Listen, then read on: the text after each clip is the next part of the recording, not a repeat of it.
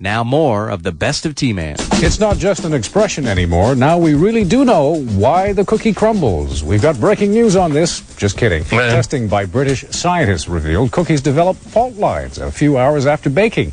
The scientists say... This is like a legitimate newscaster? We got breaking news!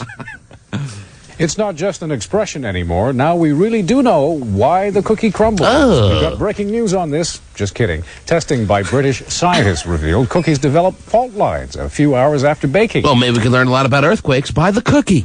Ooh, maybe so. Yes. Causing very few casualties. Oh. He's wacky. That was a good joke. Is this the news you normally tape? Yeah. What the hell is it? Who's this guy? Ooh.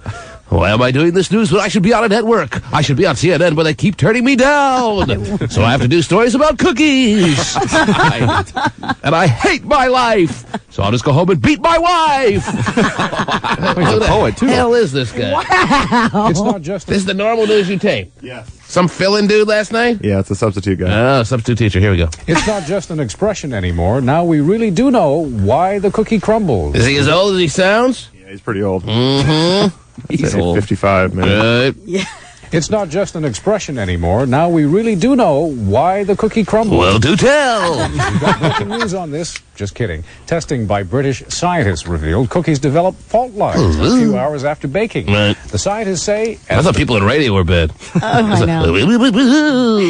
The scientists say as the cookies cool down, they pick up moisture around the outer edge. Well, doesn't your vagina do the same thing, Terry? Yeah. Oh, just Around the outer edge. Right. And expand. Oh. Well, this combined with moisture in the center weakens the sweet treat, so they easily break apart when picked up. Don't you just... Terry, doesn't your vagina do the same thing?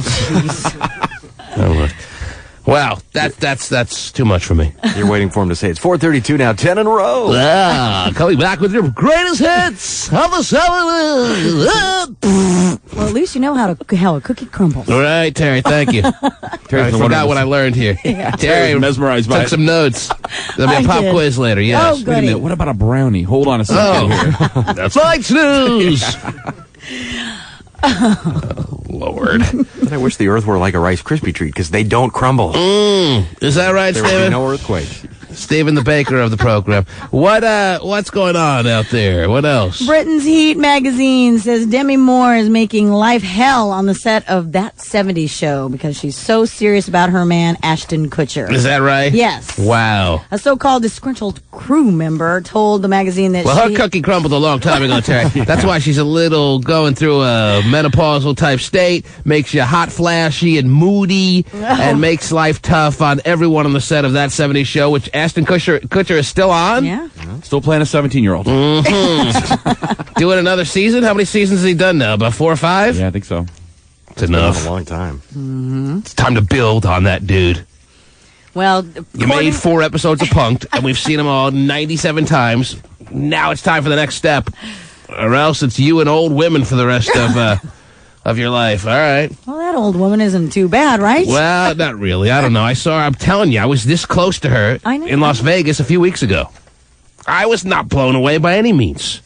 She doesn't knock your socks off. Not at all. Oh, okay. I wouldn't have sex with her, Terry. Really? Yes. If Demi came up to me and said, T-Man, do me now. In the elevator? I'd say, nah. Come on. I swear. Come on, just for the sake of I making a know. day. No. The only reason I consider it is just to say, no, I wouldn't do it.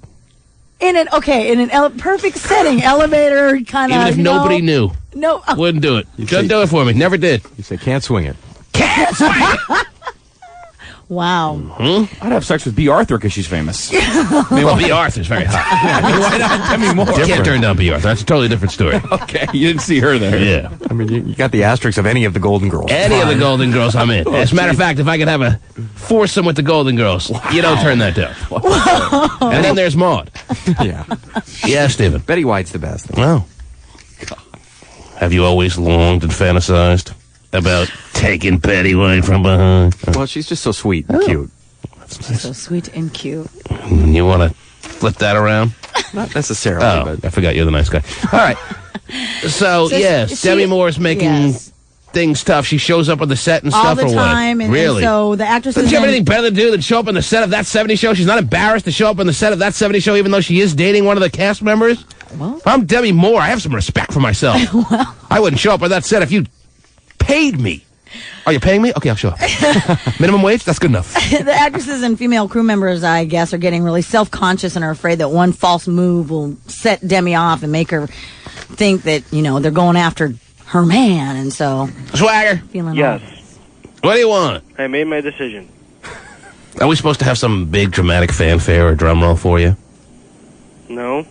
If you don't want to. We don't want to.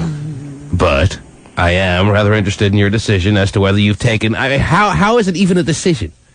The fact that it's even a decision is amazing to me. But since you've made it such a dramatic thing, we will play along, because I am now falling into the Swager trap. His marketing little strategy here has worked to his advantage. I'm actually waiting now with anticipation as to what Swager's decided to do, whether he's accepted the notion of going with Slutskoff to homecoming, or if he's going to stay home and play with his joysticks. We're no match for his intellect. He tricked us right into it. Yeah. Anyways, after getting threatened by many people at this school. Threatened? Yeah. Yes. After showing them the picture of her. Mm-hmm. So a picture of Slutskoff's been passed around your school? Yes. And also... I'm sure it was with great threats that you had to pass around. This is the date I could be going with the homecoming, but I'm going to turn her down. Yeah. And the guy is drooling on the picture. I have considered yes, I will go. I'm going to go. He's considered yes. I will But go. let us know for sure next Friday. I will go. Yes. No matter what. Even if I have a broken leg. A broken leg? Are you anticipating a broken leg? Never out of the possibility of his life, Terry, to have a broken leg at any minute. Okay. Mm-hmm. Or, yeah. I had a joke coming up, but it'd be too cruel for women. Well, don't let that stop you. That's the philosophy around here. Go ahead. I'm sure it's a beaut. Even if Weeman were to pay me $100 to go out with her himself, I would not. I would not drop this. I will go with her. That's funny. Yeah, that's terrific. Dying inside. Because I know Weeman would pay up to $1,000 to get her. Mm-hmm. I'm sorry. I'm missing the whole point here. What are you saying? Weeman would do what now? Why? Would pay any girl on the world. Yes. Over $100. Weeman wouldn't pay a cent for anything more than he has to. You don't know anything about the Weeman, obviously. Oh, I know that he doesn't. I know that he bought a TV on the sales room floor that blew out about 6 months afterwards. What do you? So what was your? I don't understand what your point was. He wants you not to go with Slutskoff? No, he just wants a girl. He wants a girl. He wants Slutskoff. He said that even if Weeman pays him $1,000, he's still going to go because it's going to hurt Weeman that he gets to go with her and not Weeman. I see. Yeah. So you're anticipating this being an event where Weeman is tremendously jealous of you, and that's your main motivation here. Yes. If it makes the Weeman cringe even a little to a lot, that's awesome. Yes. Mm-hmm. And on that Friday night when you're at homecoming, or Saturday, whatever it is. Saturday night. The fact that Weeman will be sitting at home by himself, playing with his joystick, as opposed to you doing the same if you didn't go. Does he have a joystick? Some say yes. I don't know. I haven't confirmed, and it has not been confirmed. However, you will be with Slutskoff that night, and that makes you happy to know that Weeman will be envious of you at least for one night in your life. Yeah. Huh? Wait a minute, comment. He's an idiot. Yeah, Weeman. And that's why I'm in school learning stuff and you're behind a desk taking calls and getting yelled at. If you haven't learned anything, you still get picked on by the same guys, yet you're bigger than most kids in your high school. Actually, you're wrong on that. That's rather interesting. 180, you're big or bigger I'm than most kids. 170. You're not a small high schooler, all right?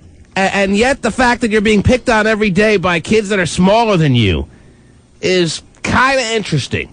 Well, I don't like conflicts. Except if this was a person I didn't know I can beat. The fact that his big put-down was that Weeman's still not in high school. If Weeman was still in high school, he might actually learn something. Well, he applies every year and gets rejected. Graduated with honors.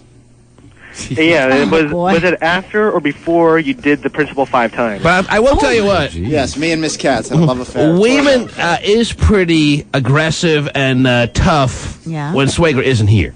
Yes. When he's here, yes. Weeman will back down to Swager. Yes. We witnessed almost that. in a fearful state, It has nothing to do which is with also interesting. There's nothing to gain by me fighting a When 17-year-old. Swager is here in the studio and is ready to throw down with Weeman, Yeah. Weeman looks scared and then ultimately backs down. Yes. Yep, he will fight with a 35-year-old woman to see if she can get into poop camp. Mm-hmm. He'll wrestle with a 35-year-old, yes. The fact that Swager can bring up any little part of the show over the past 6 years is amazing. Right. Even though it has no relevance every time he does it. Swager. Yes. Very excited. I'm sure Slutskov dancing on top of her bed right now, of course. Hopefully she's still available. Yes. At the notion that she gets to go to homecoming with you. All right? She's a sweet girl. Treat her with respect. Oh, jeez. I'll treat you with more respect than you give yourself. Okay. Swager rapes her in the back of a car. Oh, Give my myself God. respect Come every on night. now. T-Man, I'm too scared to do that. I've definitely thought about it. No, but didn't we set him up before and he totally flaked on the girl? Right. No, Yeah, that's true. Who was it? Who was the girl? I don't know. Some girl She She wanted was to fly. she was from somewhere near Everett, and we Yeah. couldn't get any transportation up there. And after about homecoming, now? she already went with somebody else. You don't Why have a don't you car get now. an after-school job? You're old enough. You complain about money all the time. Get a job. If I can, You're not a gay phone operator. You're not 300-something pounds. Yeah, I'm not a gay phone operator. I am a kid. That means I still have a few years left of nothing. Good morning, Slutskov. Good morning. How are you, love? I'm good. How are you? Yes, I'm sure you're in jubilation right now with the news that you've heard this morning, yes? Of course. She called it on the hotline, Terry. Oh, good. Swager and Slutskov. Yoo-hoo. It started out the biggest offer in the world. Swager has never had a date in his life, Right. getting to go and in an effort to try to stick it to the other kids that have beaten him up all through the years. We offered him one of the hottest women in the listening audience. All right? Then Swager makes it like he's doing her a favor. And the whole thing has kind of changed its tone now. And even I can't get into it anymore. I was kind of liking the little theme of Swager getting the last laugh, or at Right. least pretending like he is, by going with Slutskov. It's got big-ass Brad, and she's very hot, and all the guys who email make it seem like they want her. So I said, hey, who should we give Swager to for homecoming? Why not set him up with Slutskov? Right. Seemed like the perfect situation. But then Swager has us all believing now that he's doing her the big favor. And the I'm doing whole her a big dynamic favor. here has changed. She's doing me a big favor. T-Man, I've made my decision. I know. I decided to go with the chick. That's basically what it's turned into now. It's all lost its luster. He's ruined the fun. Well, I mean, T-Man, if you haven't been out with a girl ever in your life, It could be a little intimidating to go Yeah. with Slutskov. I understand.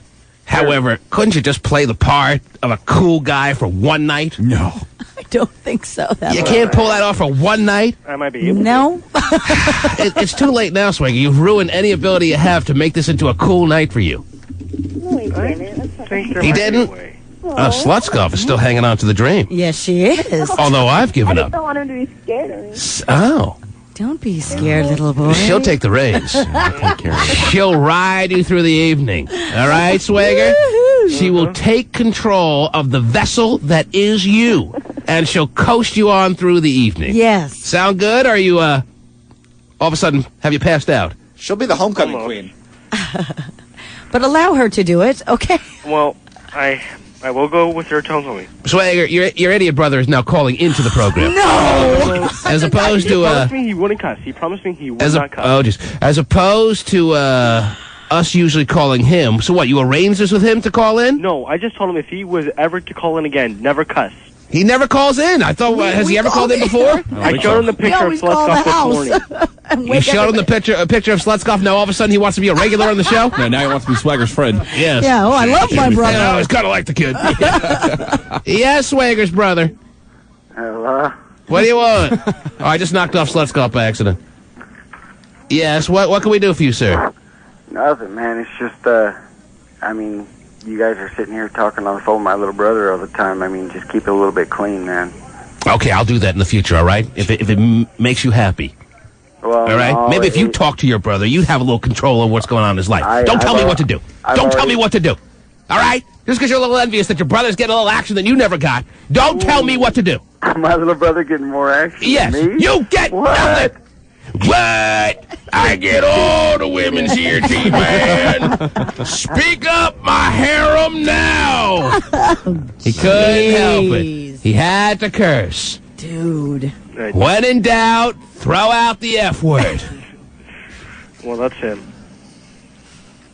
That's really him. You're still living at home, ass blast! Swagger's on his way! I don't know where, but he's on his way! He's asking us to keep things clean, yet Right. he's cussing up a storm, right? Yes. Okay, Yes, hey, dude. man, I want you to show my little brother a little respect. What if you? Wow. Well, I get to go to homecoming with Schlitzkoff, and that makes me happy. Okay. Thanks for the final word there. All right, Swagger. This will be interesting to follow the progression as it leads up to homecoming night. Yeah. The homecoming of all homecomings, I just Terry. hope nobody steals her at homecoming. Can you imagine? What did he say? Hope nobody steals her at homecoming. Nobody steals her. Some Yeah, they're really- going to lock them in the bathroom. They're all going to dance at Let's Go. Wouldn't that be something? Let me dance to my date. Let me out. Man, Slutsgoff's got to use her brown belt in karate to keep the kids from picking on Swagger. I think Swagger's going to wear his tuxedo T-shirt. The T-shirt with a tuxedo painted on the front. Well, actually, I just need a jacket, but I have a tuxedo. You do? Yeah. I'm I just sure need it's a quite a fine one. He's got the cummerbund. He just doesn't have the jacket. Pants, undershirt, shirt, but I just Wow, need a jacket. you're almost all the way there. Undershirt. Yes. Can you advise me on where I can get a good tux undershirt? Just use a white T-shirt, man. Okay, thanks for the fashion tip. Swagger, I'm happy for you. Yes. We'll help you with the arrangements. We'll set up transportation. We'll make it all big time, all right? Okay. For one night in your life, you'll be kind of cool. What color is your cummerbund, by the way? Because, you know, she's got to match the whole ensemble. Wearing cummerbuns? I don't know. I'm wearing black. Okay. Limo, bottles of lube, everything you need, all on me. All right, Swagger. Take care, bud. Bye. All right. Say hi to that brother for me. Yeah. It's cool, dude. Right. Ben and Jen could become Mr. and Mrs. after all. According to In Touch magazine, Ben Affleck says his on-again, off-again engagement is back on. Right. He says the couple will walk down the aisle, but they're keeping the wedding details very hush-hush. You know, I kind of like their strategy now because they have gotten everyone to a point where now nobody cares. It's working. So no one will show up. There'll be no media. We're all done with it. Right. We're played out on the Jen and Ben thing, all right? Very much so. Go get married. Have a Live great life life. of oblivion, as far as I'm concerned. Yeah, that's the problem. Nobody will care about their careers. Yes. Oh, geez. Even less than they cared about Gigli. Hard to do. But Yes.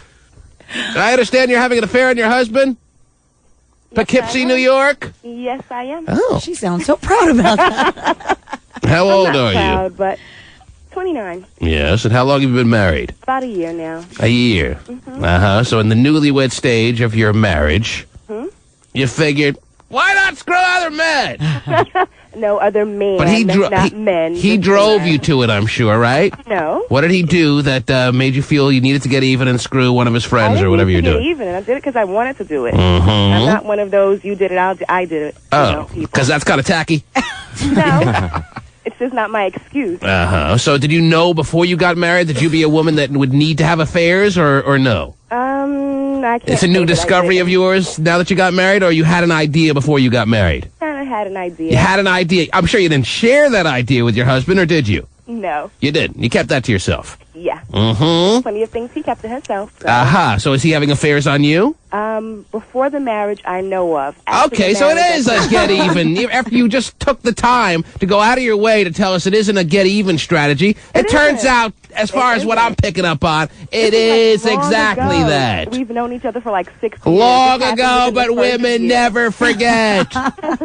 30 years later, if you could get revenge, you would take it. And you bring it up. Hey, you cheated on me first. So who's better, the guy you're having an affair with or your husband, as far as Look at you. what gets you off more? I would rate them the same, actually. It's Mhm. like he's better. So what's the point of having an affair then if it's like the same sex? It's like to get away from the norm, that's all. Uh-huh. Ooh, the excitement. Yeah, The danger. yeah. Where do you do it? What do you mean? Where do you do it? Hotels? Your home? His home. His home? He's not married? No. Not to my knowledge. He sounds like a cocky guy talking about his affair. Is he a lot older or younger or same age as you? 3 years older. 3 years older. He's ever been married, or you don't care? No. You don't even remember his name, do you? How did you meet this guy? Through a friend. He was a cocktail waiter, and I just pinched his ass and got his number. Banged him the first night. Wow. No, not at all.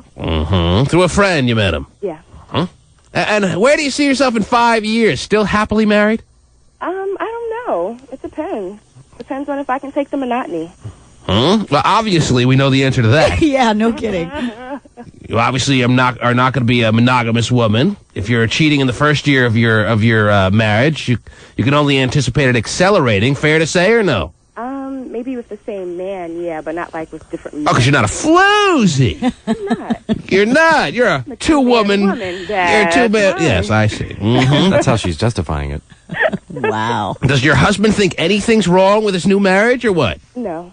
He has every reason to believe it's as blissful as any newlywed couple out there, as much or more than Jessica and Nick Lachey. That's right. What a dummy, huh? Jeez. Do you look at him sometimes and like, man, you're stupid? No, not at all. Do you have respect for your husband at all, or that's pretty much gone now? Yes, I do. Oh, you do? Yeah.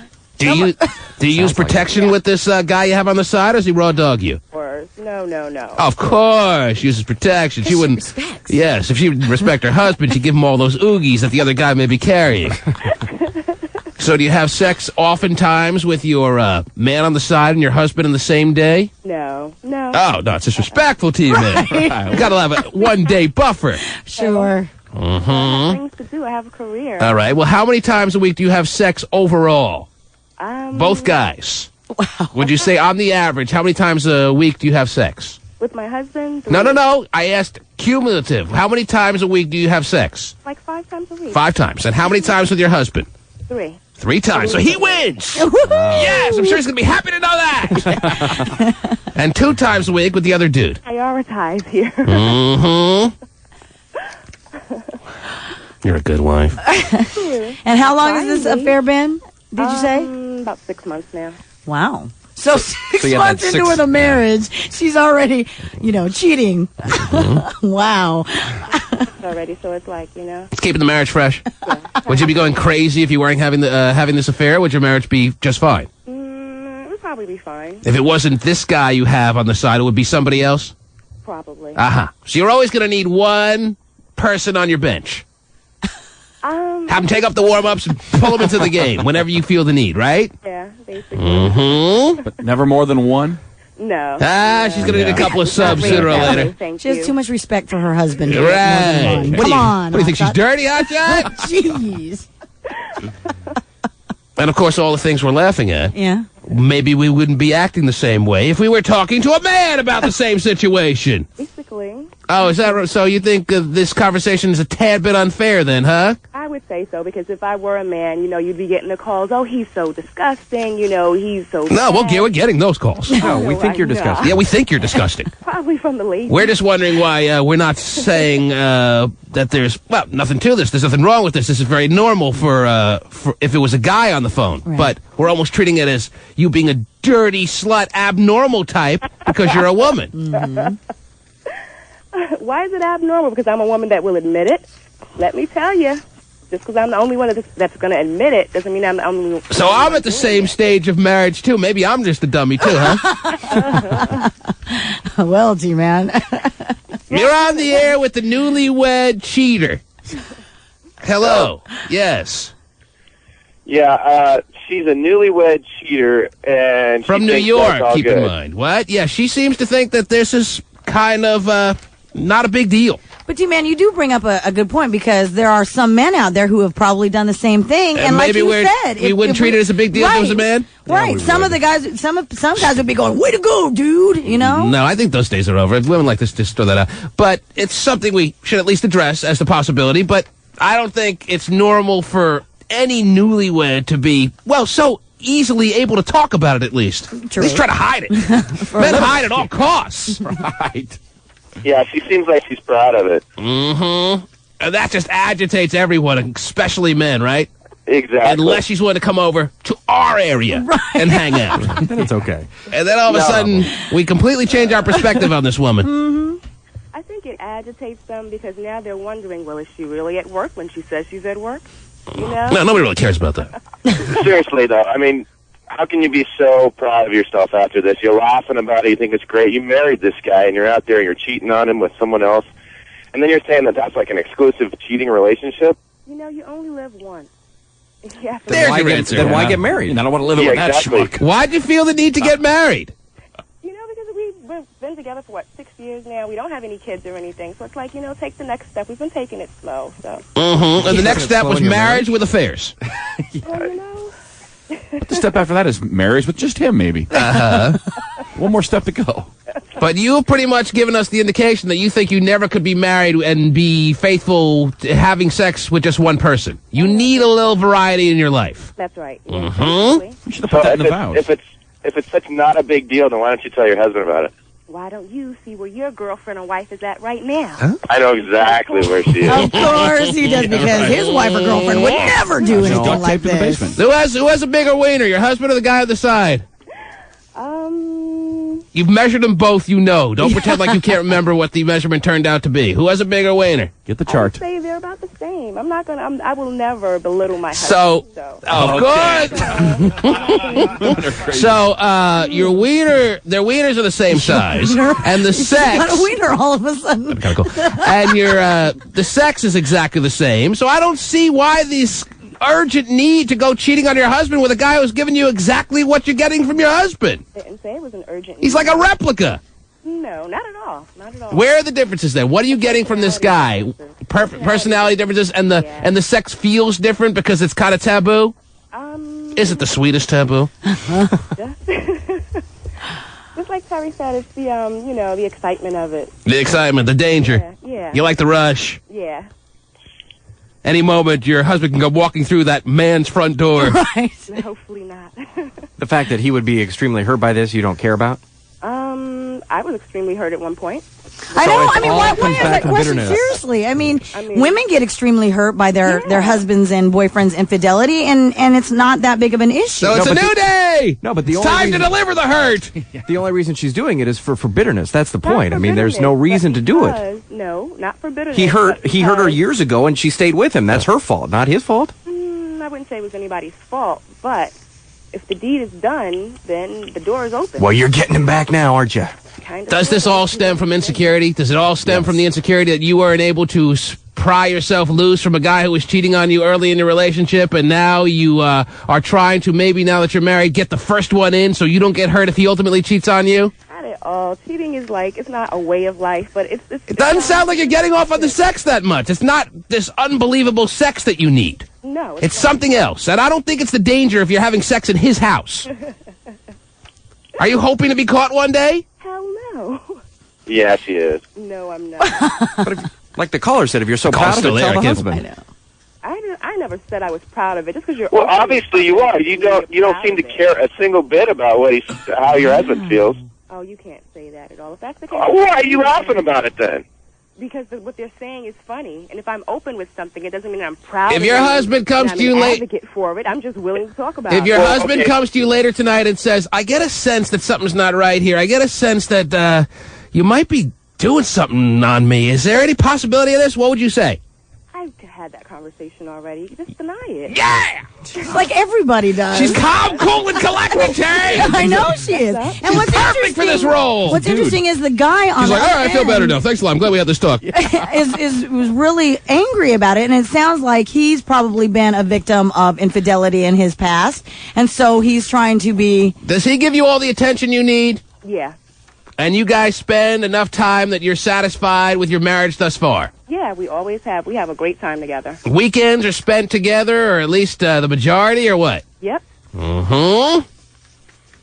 Well, it sounds like you're putting something at risk here. Would you be crushed if you lost him? No. Would he leave you if he ultimately finds out? No. He wouldn't leave you. No. You didn't leave him, he wouldn't leave you. Exactly. True to the end. Mm-hmm. Well, I appreciate your candidness. Thank you. And I have to get out of here and go to work now, T-Man. Yes. It was a pleasure. Because you're a new, liberated, modern-day woman. That's got a right. career. Yes. Try not to sleep with anybody on the way to work. Steven's very bitter about this. He is. Steven does not like this. No, I'm shocked. Steven is angry. Steven wants to strangle this woman. I'm shocked that Terry is all for her, though. I'm not for her, but I'm infidelity. just... I can't even believe No, that. Steven, I'm just Terry pointing out kind of that... feels okay with the fact that the playing field is leveling a little bit in this world, and women are doing the things that men were all patted on the back for all through the years. So if you can't beat it's him, kind join of him. Hey. It's kind of immature of Terry. It's kind of tacky. No, But it's she just can't pointing help out but that- feel that way, and I can understand No, that to some I'm degree. not for infidelity at all, and I'm appalled at the fact that she's doing it so And so early. cavalier about it. But exactly. So early but into the there. thing, I'm appalled she's doing it so early. that You gotta at she's least wait doing 3 years. No, that she's doing it at all. I'm not for it at all. Mm-hmm. But also I'm trying to point out that you talking about how infidelities have not a completely no good. different perspective on a woman as opposed to a Yes, man. and that's all I'm pointing out. There are times, Stephen, that I think it's okay for men to cheat on women. Stephen wouldn't be this angry if he was a man of the line. would. If men call this radio station and they start saying boasting how they're 6 months into a marriage and they're cheating on their wives, I think that's okay. I've noticed, like, Are you kidding me? You get, when it comes to a woman cheating on a man, you get far more sensitive about it than as opposed to a man cheating on a It's woman. closer to home, Terry. It's a possibility Maybe so. for his future. I don't know, but you see, I mean, I'm not saying that We're all you're vulnerable, for Stephen. infidelity either. Nobody's because, safe. Don't go back in the water. But the fact that you're like, oh, you go, girl. I mean, that's I a little didn't say, oh, you I go, don't think girl. I heard you go, girl. But give her snaps. Oh, Way to go. Terry was snapping the whole time. 1-866-663-TMAN. What show was he listening to? Did he hear Terry snap? No, I didn't. Just another reason why I'm excited about marriage sometimes. Was that woman as confident as she portrayed, a working, modern-day, liberated woman? Or was she crying on the inside, screaming at the top of her lungs? 1-866-663-TMAN. The T-Man. I'm a man of respect around here. They love me around here. I'm a swell guy, and everybody knows it. Hey, what up? You're listening to the Best of T-Man. The T-Man will be back on live in no time. Now more of the Best of T-Man. You were all tough and very funny off the air, Terry, but I don't see you giving out the announcer's liner that you came up with just a couple of seconds ago on the air. Why don't you share it with the class? Go ahead, say what you just said. You had a good laugh to yourself. Actually, we all laughed. When you said it just a few seconds ago, why don't you share it with everyone now? I can't even say it because you put me on the spot. No, it would sound better from you. You're the one who said it. It wasn't me. I don't want to make it seem like I said it, Terry. I can't take the credit of your very funny joke that you just made 30 seconds before we just came back on the air. Is your chubby newscaster husband with salt and pepper hair feeling a little insecure? Then call now. Wow. Stephen has nothing to say. I don't even know if he's there. I'm just shocked. I don't know where that comes from. Huh? Well, Terry must have picked up on a little bit of agitation that you portrayed in the last segment.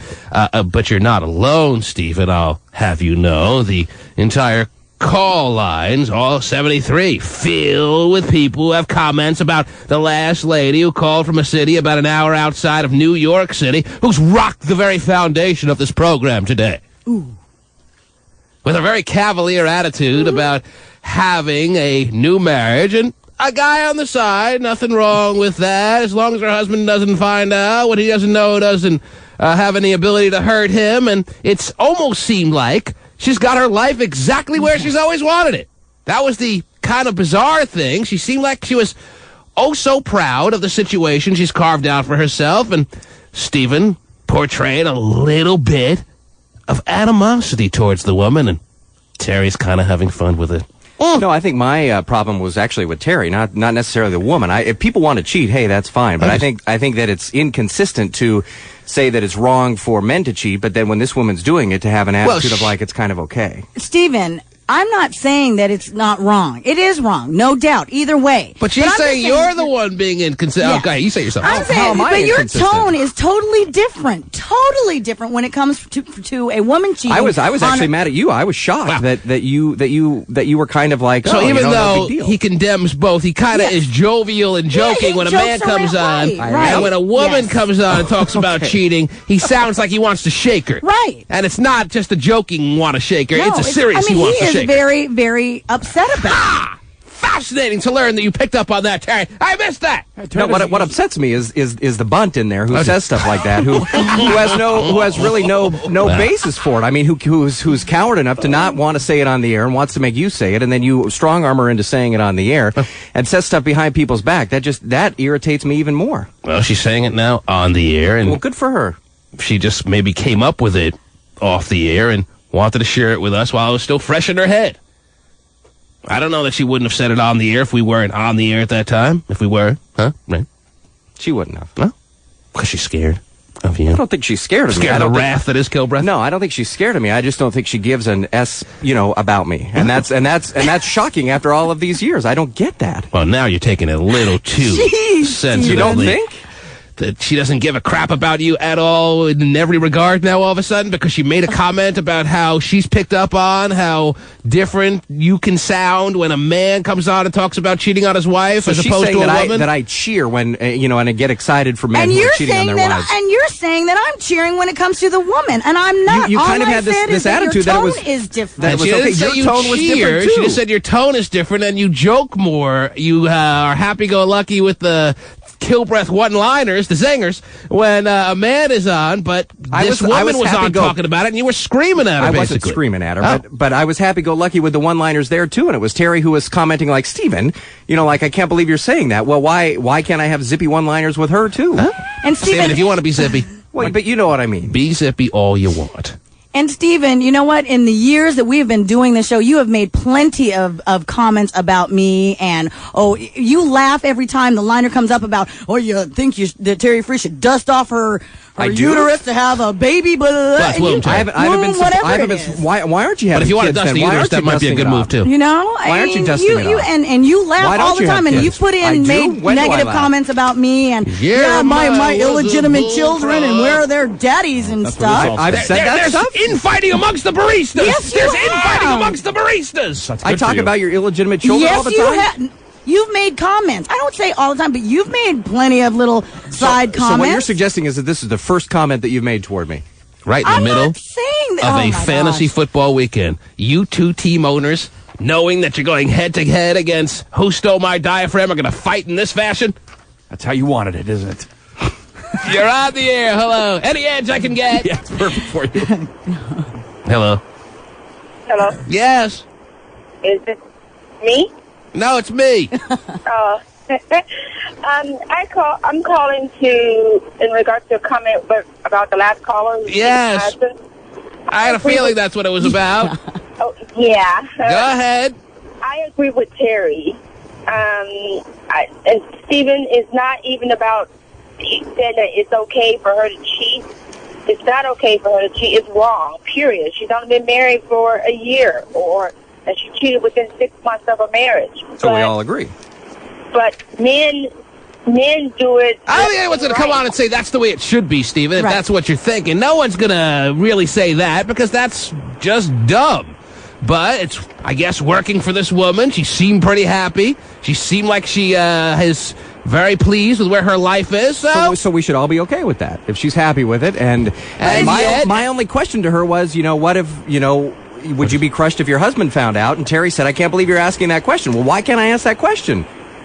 Doesn't he have feelings in this marriage too? Isn't it a marriage of Stephen, soup? if you're going to make if you're going to make it like there wasn't a tone in your voice as it pertains to that caller, there was a tone, and Terry doesn't have a little bit of being correct on her side when she analyzes how you sound, then you're being a little naive in your own assessment of yourself. Did I say there wasn't a tone? I totally agree because then you are different when a man comes on.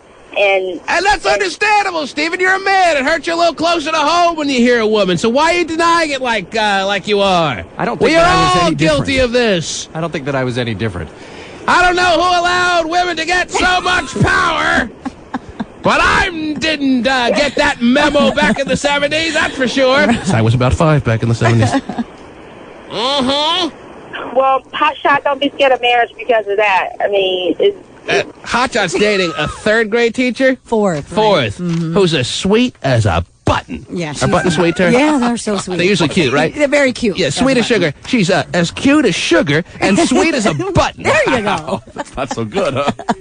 No, but she is. And she, I think, if you are hoping to have a marriage that you never have to worry, you found the one. But don't most men think that when they get married? Now, she has a lot to worry about. But you have not a thing to worry about. Don't most men say, boy, I found the one. This is never going to cheat on me. Nobody thinks that. What, you think that dude, you think that dude who had his wife just call in, you don't think he's a little leery? No you way. think you think her personality off the air when she's off the phone with us is sweet as sugar, cute as a button, and just like your 4th grade teacher? He's like, no. oh, I got a big weekend. She's very successful in her business. She's very confident in herself. She's very liberated. She's very new age oriented. And not to say your girlfriend doesn't have qualities such as that, but in a different personality way. So I think if he is completely just living in a cave, maybe he doesn't have an idea that his wife has the potential to do that. But if he is a little bit on top of things, he knows there's a possibility. Right. I can't be played the fool here. I gotta watch out. I think I'm still out on marriage. Just like, never mind. You're on the air. Hello. Hey, I just wanted to say that the reason I got married was to keep my man on the side bench. He's my security. I got married to him so I wouldn't be alone, so I can have sex when I want to have sex, and all my other men, that's my life. Well, good for you. That's not necessary. Stay mad. Hey, Way to go. A woman has to have security. They do it all the time. So you just wanted to lock one man down and make sure you didn't lose him, and he has every idea or no idea about all the others. He kind of suspects, but All right. you know, I don't think he really cares. You're on the air. Hello. I'll let her do what she wants. She's an idiot. He-Man. Yes. Yeah, I wanted to make a comment about the woman that is married there. Right. Yeah. I'd be running out of bullets, you know? Nice. You know? Way to go. I don't know. I've been cheated on twice, you know, and So if you walked in, if you're the man who's involved in the equation that the woman just laid out before us, and you walked in on her having sex with the other man that she has on the side, you would be shooting. I'm to the point where I've got so much built up anger in me that You've been cheated on multiple times, Yeah, sir? he said twice. Twice. I believe in the holiness of marriage. You know, I hate to sound like a right side conservative here, but especially when I listen to this show, you know. Well, it's shocking that people actually believe in marriage too. No. You know, It's a dying breed, Stephen. It's an good job endangered for you. It's an endangered species. I'm an old Sounds like farm it. boy, and I come from a line of people that never got, or family that never got divorced. All you've ever wanted was some woman to spend the rest of your life with and love and honor, and you didn't get that in return. Oh, I got it for about 9 years, and let's see, what was it? 6 years on the first one and 9 on the second. Jeez. And the third one. Well, it looks like we'll be lying face down in the ditch. Okay. Boy. But do the math. You should have a good 12 to 15 years, at least with the third one. Yeah. By then you might be like 65. and Right. What do you care? You'll be too old. And no doubt, you know. But yeah, you know, I know there's good women out there, and I know there's good men out there for the women, you know. And it's just in searching these out. But there's so many. I just need a rope nap. Where the hell they are, T-Man? And there's only Yeah, 11 hey, of them, where so are it's they? You something know, fun. hey, raise your hand if you're a good man or a good woman. You know. Yes. You Great know? thing for radio. Sir, I hope you are able to find exactly what you're looking for, my friend. Yep. All Thank right. you very much. Take care. Yes. Felt sorry for him at first until the whole face down in a ditch. The T-Man. Here's to 5 miserable months on the wagon and all the irreparable harm that it's caused me. package. The best of the T-Man Show continues. An Ohio family outraged tonight over the burial of their mother. 63-year-old Barbara Norris was severely overweight when she died last week. Right. The family wanted to make sure her casket would be large enough. Yeah. They were reassured by the funeral home, but even though a larger than usual casket was used, it wasn't big enough. The funeral home employees asked family members to do the unthinkable. What's the unthinkable? They asked me to lay on the top of the casket to try to get the lockdown. Okay, that's the unthinkable. Wow. Jeez. Like she was a suitcase, Terry. You know when they're trying to close a suitcase and there's too many clothes around the sides? So you kind of have to stuff it with your fingers while you're sitting on the damn thing? Right. Oh, man. Jeez Louise. They asked me to lay on the top of the casket to try to get the lockdown. Yes. The guy and my nephew was both laying on the thing trying to lock the coffin. Okay, that's not good. The casket was finally put in the ground with the top still open. The family is furious, saying their mother lived a life of dignity and did not deserve to be buried like that. Mm-hmm. Wow. Buried her with it open? They couldn't get the damn thing closed, David. Jeez. They tried. They had the whole family on top, apparently. Oh. The funeral parlor didn't themselves, not that that would have been any better, but a little bit perhaps, try to get their staff to get the thing closed by laying on top of it or something. You have to get the family involved? Well, if you want this thing to be closed when you get in the ground, you better get Grandpa Joe over there. I see his big ass doing nothing. Right. God. Wow. Uncle Tony, get your big backside on top of this thing. All right, everybody start bouncing. Right. That's what you got to do to get a suitcase closed. Eventually, you got to start bouncing. Someone's got to be pressing in the sides. Oh, wow. That's not good. Not at all. Not nice. Especially your oh, jeez. Wow.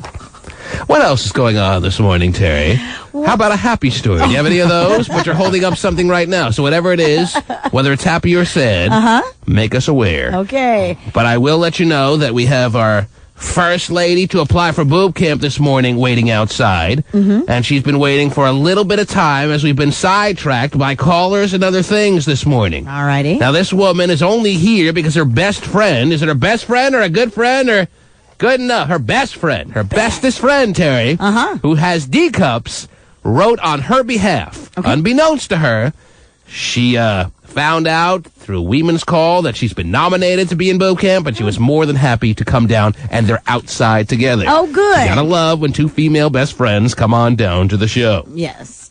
Opens the door for a lot of ideas. What do you have? Well, Angie Harmon, the lovely wife of Jason Sehorn, Right.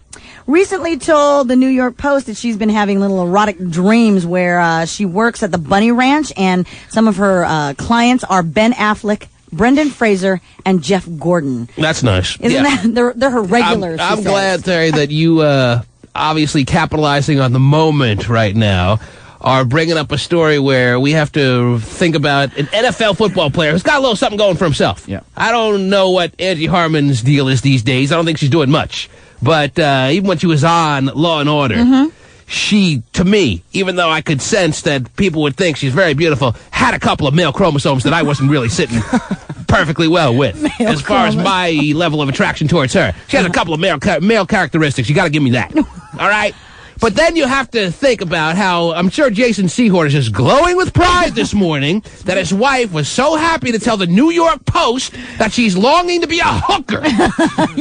At the Bunny Ranch. Right. Of all places. And then she's got to bring up specific guys that she's had a fantasy about. Something tells me she didn't run this by Jason Sehorn before she decided to joke with the Post, and maybe she'll just say to Jason Sehorn, oh, I was just joking. Come on, baby. Well, she goes... Something tells me she didn't run that by him before she decided to tell the Post this little bit of information, if it's true or not true, that she's been having these dreams. Because if I'm Jason Sehorn, I'm not so happy to hear that my wife is telling a very widely spread, circulated publication that she is longing to be a high-paid hoe. Right. Well, she went so far as to even say, I really do arrive in my dreams when she has these dreams. So arrive obviously means she climaxes with, who were the guys she mentioned? Ben Affleck. Ben Affleck. Brendan Fraser. Right. And Jeff Gordon. Yeah. And Matt Damon reading this morning going, what? The first time I'm not linked with Ben? I know. Yeah. She also says that she goes after them every way, shape, and form. In her dream. Yeah. Yes. Well, that is just very seedy. Yeah. If I'm Jason Sehorn, I'm thinking, who the hell did I marry? Well, this is his second marriage, and he's a good-looking NFL football player. Yes, he is. He could get laid big time. He could. I hope he is. After reading something like that, he has to wake up with his morning coffee reading that this morning. Ooh, honey, thanks for letting me know. Yeah, this is great. Thanks a lot. Can I have some toast with this? I can't wait to go to bed with you tonight. Well, she's pregnant too with their child, Oh, so that's nice. isn't that lovely? Mm-hmm. Wow. Perfect. Yeah. We always say fantasy's healthy, though.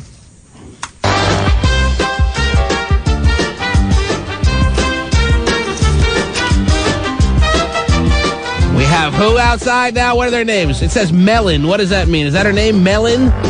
Let's bring in Melon. She said Malene. It's a good way to start your morning off with a nice slice of melon. Malene? Yes. Mm-hmm. Single. No boyfriend. No kids. And a hostess at the Olive Garden. Oh, very good. Hi. Now, here's the interesting twist here. Yes. The two friends, who are both 20 years old, both want to be elevated. Well, one friend feels that her boobs are perfectly fine and she needs no other cosmetic procedure, but she wants her friend to get breasts so she can be on an equal plane with her so that they can fill out their dream of posing in Playboy together. Oh, okay. That's their longing. That's their goal. Oh. Now, I caught a glimpse of them in the green room, and although they're pretty good looking, I can pretty much speak for Playboy and say, we're going to take a pass. Hugh says no. All right, I may need another look. But let's bring in Melon. Hello there, Melon. You can bring them both in. Have the other one just stand back there. I was at the table for two. Yes. I'm the host here at the Olive Garden. Can I get you a triple, what do they call that deal that I get once in a while when I go there? I don't know. Triple thread or something like that. Is that what it's called? No, that's at Fridays. What do you call your multi-appetizer platter? Sampler or something? The sampler. The yeah. sampler. The sampler. You didn't bring a sampler with you? No, I didn't. Oh, you brought your friend. Okay, good. No breadsticks? So you have D's? I'm not seeing D's on you. All right, you must have left half of them home. And you have nothing. You have A-cups. I have nothing. That I can yes. confirm at this time. But your friend may need to be in boot camp as well. You seeing D's on her? No. You sure you have D's? You think your friend is a little loopy or what? No. You see That's D's. what she We all don't see D's, but you see D's. Well, that's what her bra says, isn't it? That's what her bra But she's says. swimming in that thing. Yeah, but my jeans say 32-inch waist. That doesn't mean anything. All right, you want to call them D's? We'll call them D's. And you both want to pose for Playboy together. Together. Holding each other? Because that's what I'm visualizing right now. Is that what you want? You want to be in the same shots, or you want to be at different ends of the magazine, different issues? What? You're best friends, right? Yes. So why not pose together, right? Well, we could do Share that. yourself with the world as one. Now, you're not romantically involved, are you? No, I am not. You're not, but is she? No. I mean, I'm asking with one another. Are you? Oh, no. Have you ever gotten together in any romantic fashion? No. You've never done anything in that Never. arena? Never dabbled in it a tiny bit? Never. Never flicked, touched, licked, nothing? No licking. Not even a passing, grazing lick on the way by? Oops! Oh, wait, that must have felt good, huh? Nothing like that. Nothing like that. Mm-hmm. A friend sampler. Nope. And you've been best friends for how long? 3 years. 3 years. And how did you become best friends? Our ex-boyfriends were friends.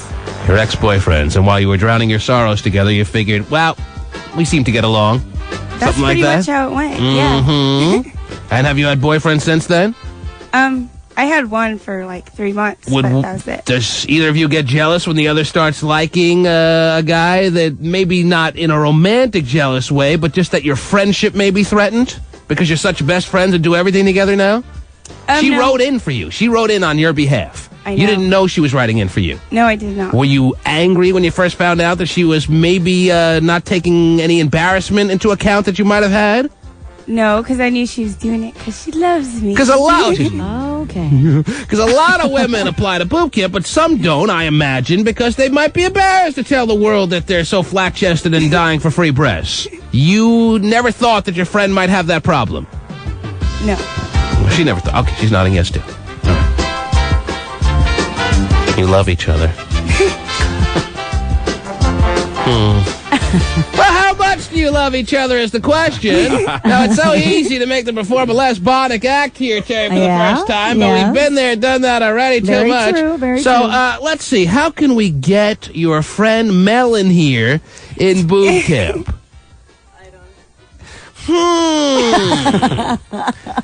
Well, I see nothing wrong with Melon. I see no reason as to why we shouldn't put her in boob camp. I'm ready to make the announcement that she is in boob camp. But in order for me to make that announcement official and have the fanfare that I feel I need to make it official, Melon, you look really excited that I'm about to announce that you're in boob camp, aren't you? Yes. I'm very excited. It looks like you're nodding your head. Your eyes are widening, which is the normal response. However, I'm not prepared to make this announcement official until I have a drum roll. And I have no drum roll sound effects because I'm not a big sound effect guy around the studio here, so I can't, like, just hit a button and all of a sudden a drum roll goes. So what I'm going to need is you two are going to have to travel up to Steven's studio because he's kind of, like, thrown for a loop this morning because he had a big fight with Terry Free. Maybe you heard it, maybe you didn't. I know you were out in the green room for a long time and you can't hear out there because we don't let you. Maybe you two go up to Steven's studio, and while I'm making the official announcement, because once it's official, we can't take it back, that you're in boob camp, Melon, your friend, and what's your friend's name? Tiffany? Tiffany. Tiffany will be playing a drum roll on your ass. Okay. Is that a deal? Is that simple enough? That's a deal. That seems, and I have to hear it. I have to make it seem like I'm making an official royal announcement with all the fanfare necessary. Okay. Okay? Okay. Steven, you ready for ass drum rolling in your little studio there? Drum rolling? Sure. Now, of course, it's not the clothed ass that we're all looking at now. Oh, well, it will be if she's up here. It's a bare-ass drum roll. Steven's really in the fighting mood this way. Oh, well, it will be. He's calling shots. Steven, I think you could stand back and let them have a little area where they can do a bare-ass drum roll in your studio. No, I think it's what you need right now. No, I don't need that. Well, it's going to happen. You can leave your studio then, and you're more than welcome not to come back. Okay? Take him up to Steven's studio. I'll leave, not come back. Mm-hmm. Oh, gee. Just in the fighting mood this morning. What was that? What was that? Wait a minute. He's got a nice ass. Wait a minute, signaling me something. I'm wondering what he's signaling to me. Yeah, I didn't pick up on that, Wayman. Thanks a lot.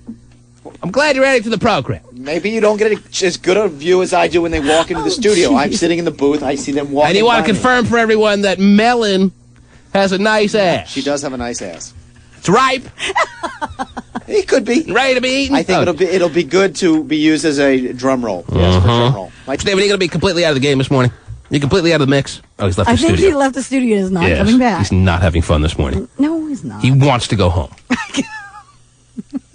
He's very salty with that. Yes. Very surly. Very agitated, Terry. He's not happy. I think he wants to box you. Probably. I mean, now that would be a good, equal match. That's a pick'em. That's a pick'em? Yeah. T-Man Sportsbook's open, Terry. T-Man opens the sportsbook, and we get bets equal on both sides. Uh-huh. If you were to have an all-out, just blow-for-blow, knockout, drag-out brawl with Kilbreth. I'm not talking about some joking fight. I'm talking about a serious fight where you're trying to hurt each other. Where we're taped up and all that stuff. Not taped up. You just, all of a sudden, you know when a real fight breaks out and two guys without any weaponry are just throwing down? Oh, and just... If you two actually just threw down like that, it would be quite the battle. Because Kilbreth has made it clear he's never had a fist fight in his life, but he is bigger than you, Terry. True. He is a man, and last I checked, physical strength usually tips on the man's side. Right. But he has no skills for fighting. You, on the other hand, fought every woman in the Tri-Cities to the point where you had to leave. Yes, Whitman. I think if it was with boxing gloves, Steven would win, but without gloves, because Terry has those expensive nails that she gets free manicures with. And the key word is free, so if they ever got scuffed, she can get them redone. Exactly. She would annihilate him with those nails. Mm-hmm. I wish... Steven's completely gone now. He is. He's not even at his microphone. No. Steven. Pasty here. He did. Somebody go out and see if his car's there. Yes, Pasty. We're here in the studio, but there's no Steven. So, Pace, do you want Terry to go see if Steven's car is there before he sets him up for the drum roll? Yes. Steven's nowhere to be found in that studio? He's not in the studio itself, no. Are you near the microphone? Because I can't hear you. Oh, you can't hear me? Not really. What's wrong here? Check 1, 2. Check 1, 2. Check, test 1, 2. There you go. There you have it, Pasty. Step on up. Now you're you're Pacinator. Yes.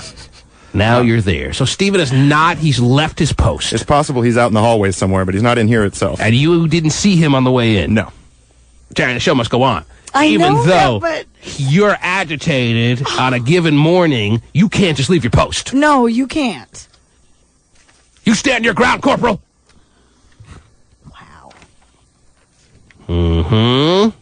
So now how do we deal with this? Does Steven now have to be given a suspension because he left the show in mid-flight? That's not really a punishment, is it? A suspension? Stay home? Suspension without pay? Yeah, maybe. Wayman's raising his hand. He's loving this moment. Yes, he is. He revels in other people getting the brunt of any kind of... yes, Wayman, go ahead. No, Steven's one of the few people in this office that I actually like, but the fact of the matter is I was going to get suspended for not putting my face in mayonnaise. Right. Disgusting mayonnaise. He's going to get two good-looking women with a nice onion playing a drum roll in his office, and he leaves. What's wrong with him? I think it has a lot to do with what preceded that little situation this morning. I think it all has to do with Terry and Steven going at it and Steven not recovering just yet to that verbal battle that he had with Terry Frey, who he usually is very friendly with. But Terry went right after him. So the next time you have two guys in here, they can play a drum roll with their units, and Terry will watch it. Jeez. Like you guys really want to see that. Okay. Sounds like Wayman does, though. I know. Pasty. Yes. Are the girls all set up or what? Because Not at I'm all. ready to make an official announcement. Oh, good. They're not set up at all? Well, no. They're not nearly where you need them to be, Pasty? Nowhere near where I need him to be. The Pasty one is upstairs taking over Steven's studio. Yeah, I guess As far as so. I'm concerned, Pasty can sit there the rest of the day. Wow.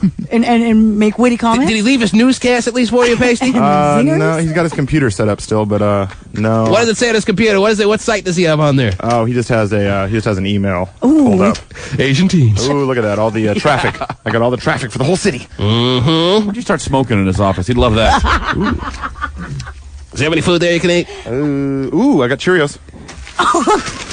Why don't you offer the lady some Cheerios? Be a good host. Would you guys like some Cheerios? Sure. I don't know.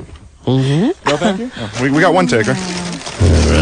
Steven just comes running in and starts wailing on Pasty. That would never happen. Steven just comes barging in the studio, comes wailing on us. Yeah.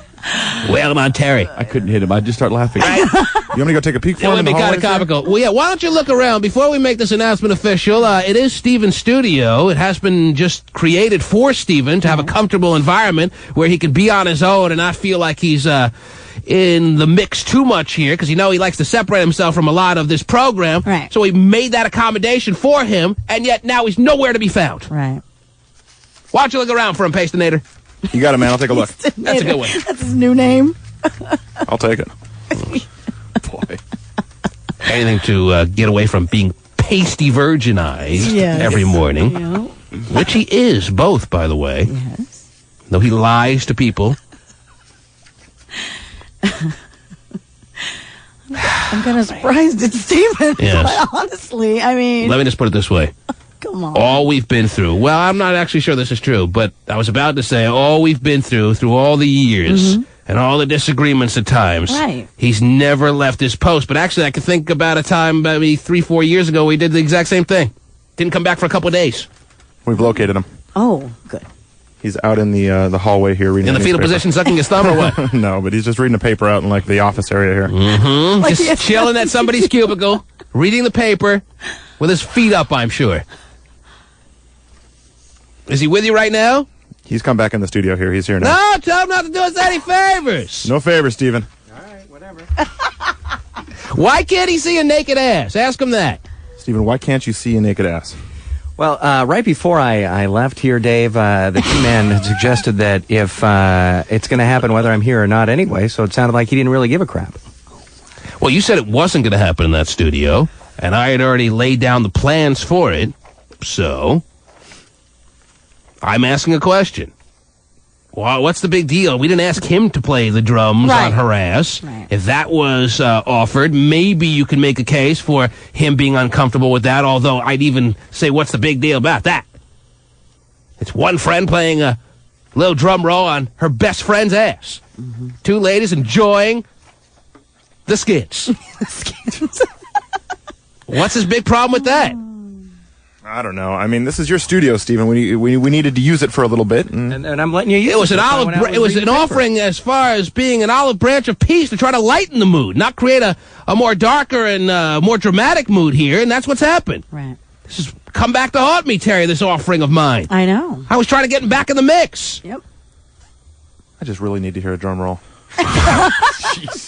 Pasty, I still am not satisfied that I've gotten any answer of any kind. Not to mention just an answer I'm not satisfied with. So, I'm asking again, what's the big deal about him seeing a naked ass? Can you ask him, Pasty? Oh, I can't. I don't have headphones on, so I really can't hear the question. Ask the question. Okay, what is the big deal? I like you being the buffer. About you seeing you stole my a naked headphones, ass. so what the hell am I supposed to do? Jesus. What's the big deal about seeing a naked ass? There's really no big deal, but he said it's going to happen here anyway. If you want to leave, then leave. And so I just left. Well, no, you made a big deal about it before I said that, so don't make it like that's the reason he left. No, it was made a big deal before that. Well, I think that, when a guy is down and he knows that I'm uncomfortable in these situations, that he's going to keep, throwing these things just to keep pushing me down and throwing salt on the wounds. That's why he did it. It was exactly done for the opposite reason. It was done as a gift to Kilbreath. The exact opposite was the intention. It was trying to get the salt off the wounds. Thank you, Pasty. Couldn't have said it better myself. Very eloquent. Well, I mean, although I guess I got to believe that T-Man if he says that. I mean, that's the olive branch that he's trying to extend to the family this morning. But so is he going? See it that way. I would like him still to be there, Pasty, to witness the big announcement of Melon being put into boob camp. Stephen, we would like you to be in presence here, in attendance, when the announcement is made that, what's her name again? Melon. Is led into boot camp here. Well, if I'm here or not, I mean, what's the big deal? It's his decision. It's your decision, man. He leaves more room for you, right, Pasty? Yeah, that's the way I'm looking at it. More room for me if you leave. Oh, wow. Pasty'd probably like that. So tell him to make his decision. Does he need some time? Do you need some time for your decision, Stephen? Whatever. You're getting some.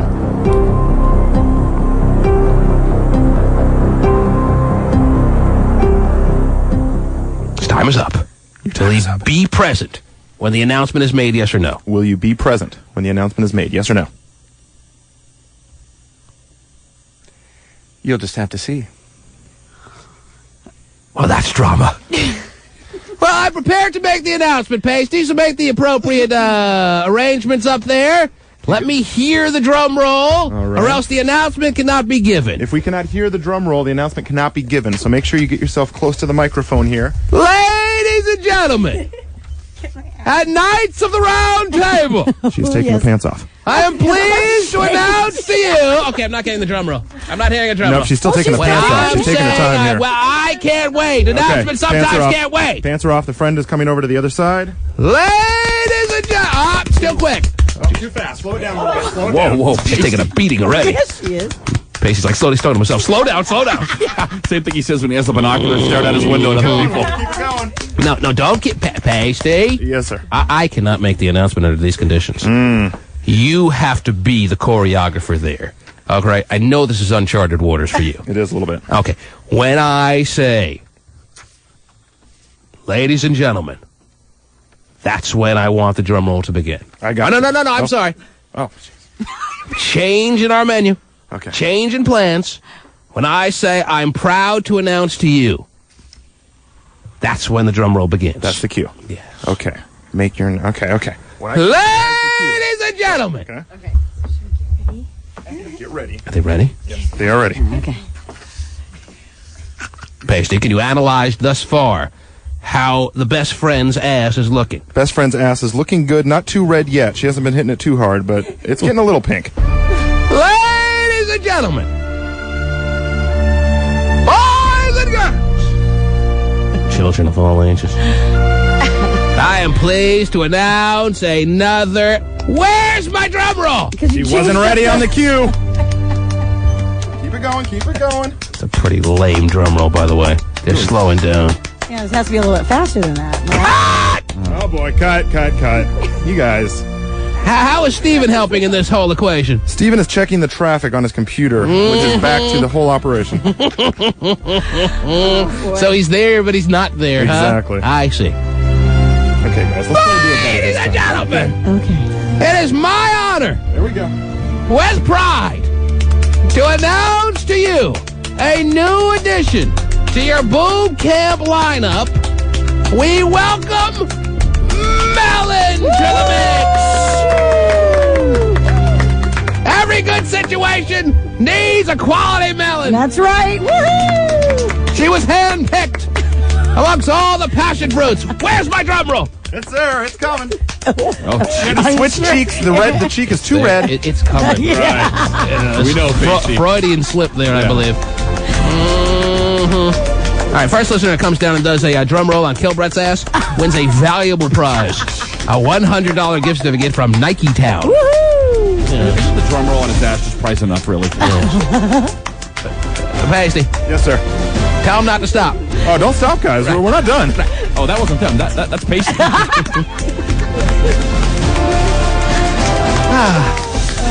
Glad to make such an official announcement this morning, Terry. Yes. That's such a quality drum roll. Right. Yes. Really snapping at those skins. Yeah.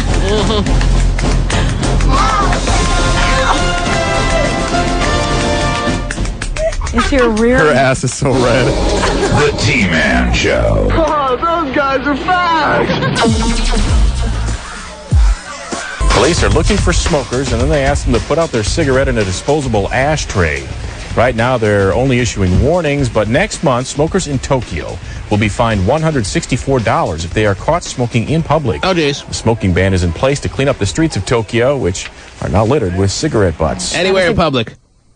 Anywhere they may be smoking. Now, the edict has come down in a lot of major cities in our country. You smoke in a restaurant, you're going to be told that's not allowed. There are no real fines.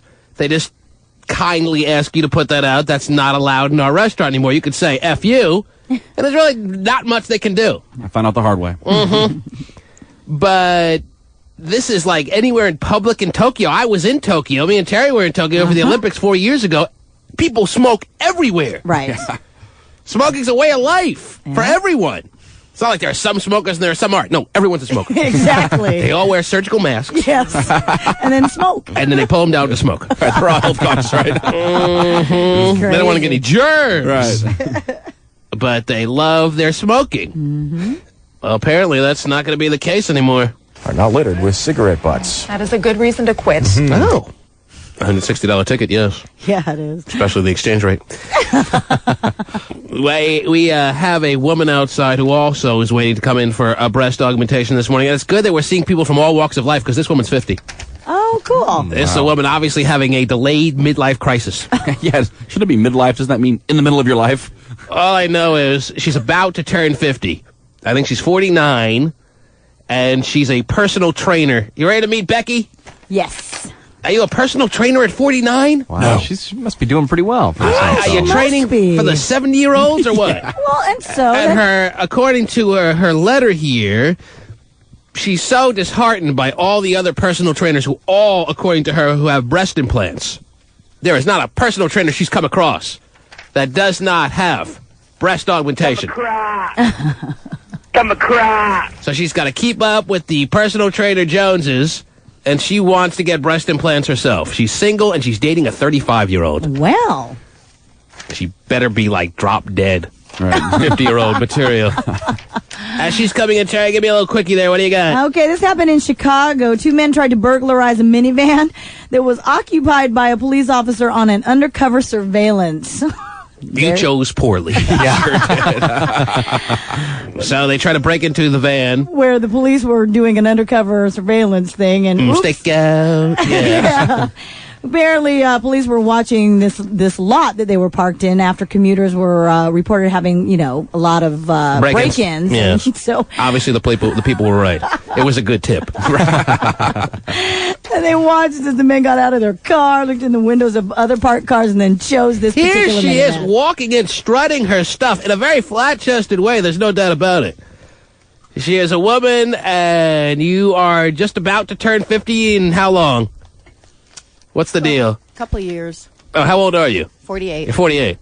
Uh-huh.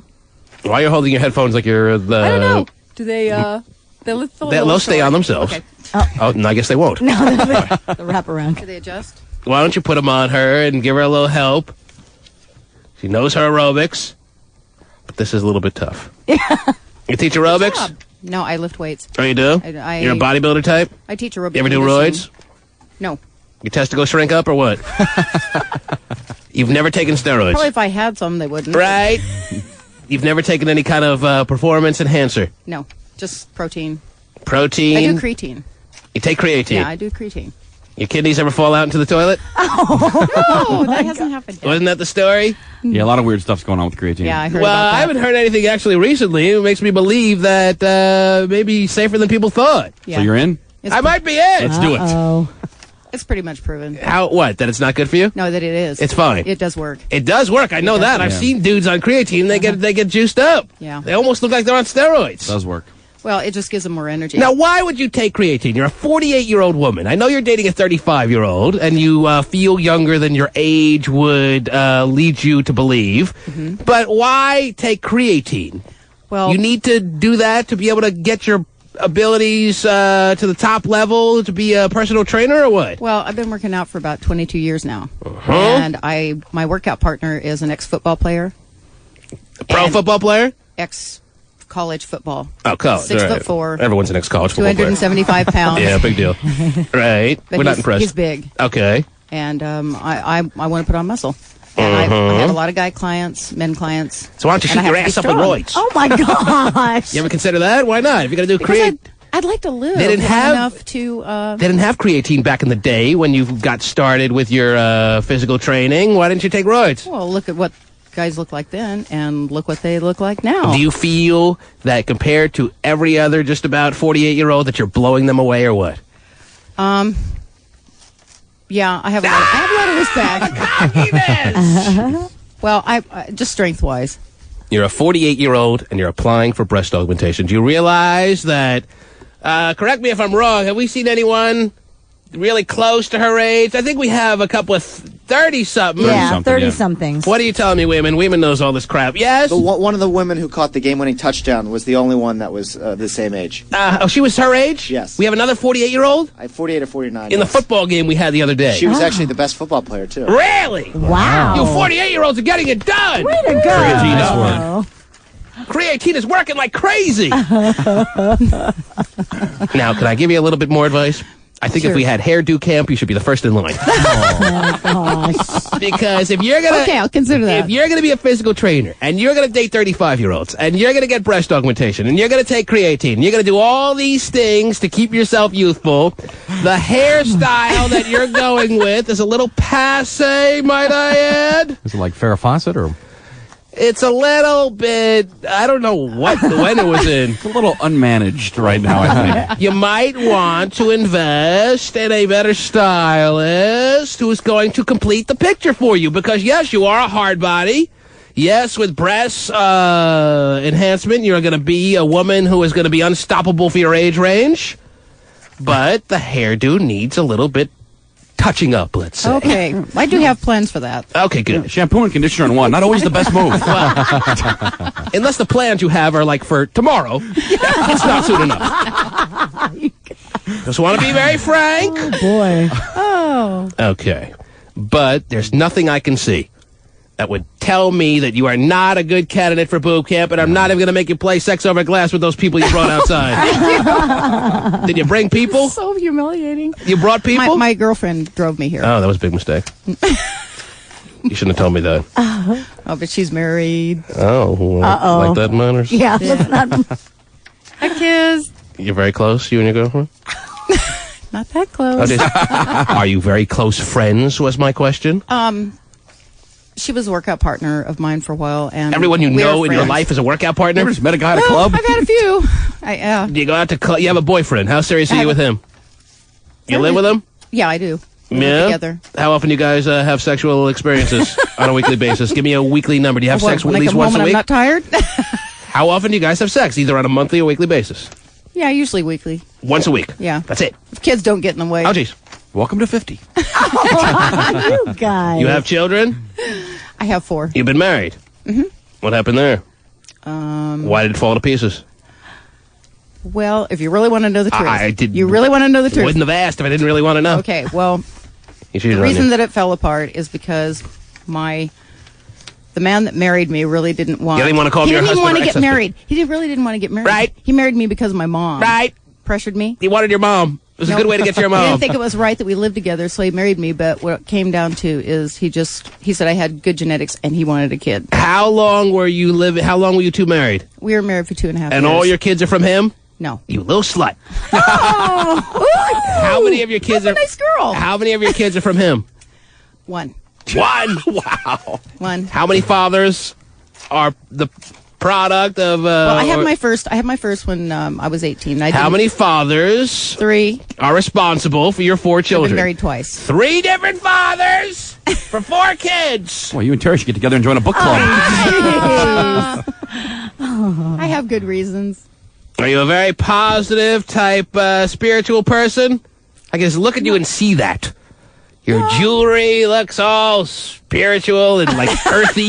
All earthy and spiritual? Yeah, she's one of those physical trainer earthy women. Uh-huh. Natural. Everything Well, natural. I love people. You love people. I like people.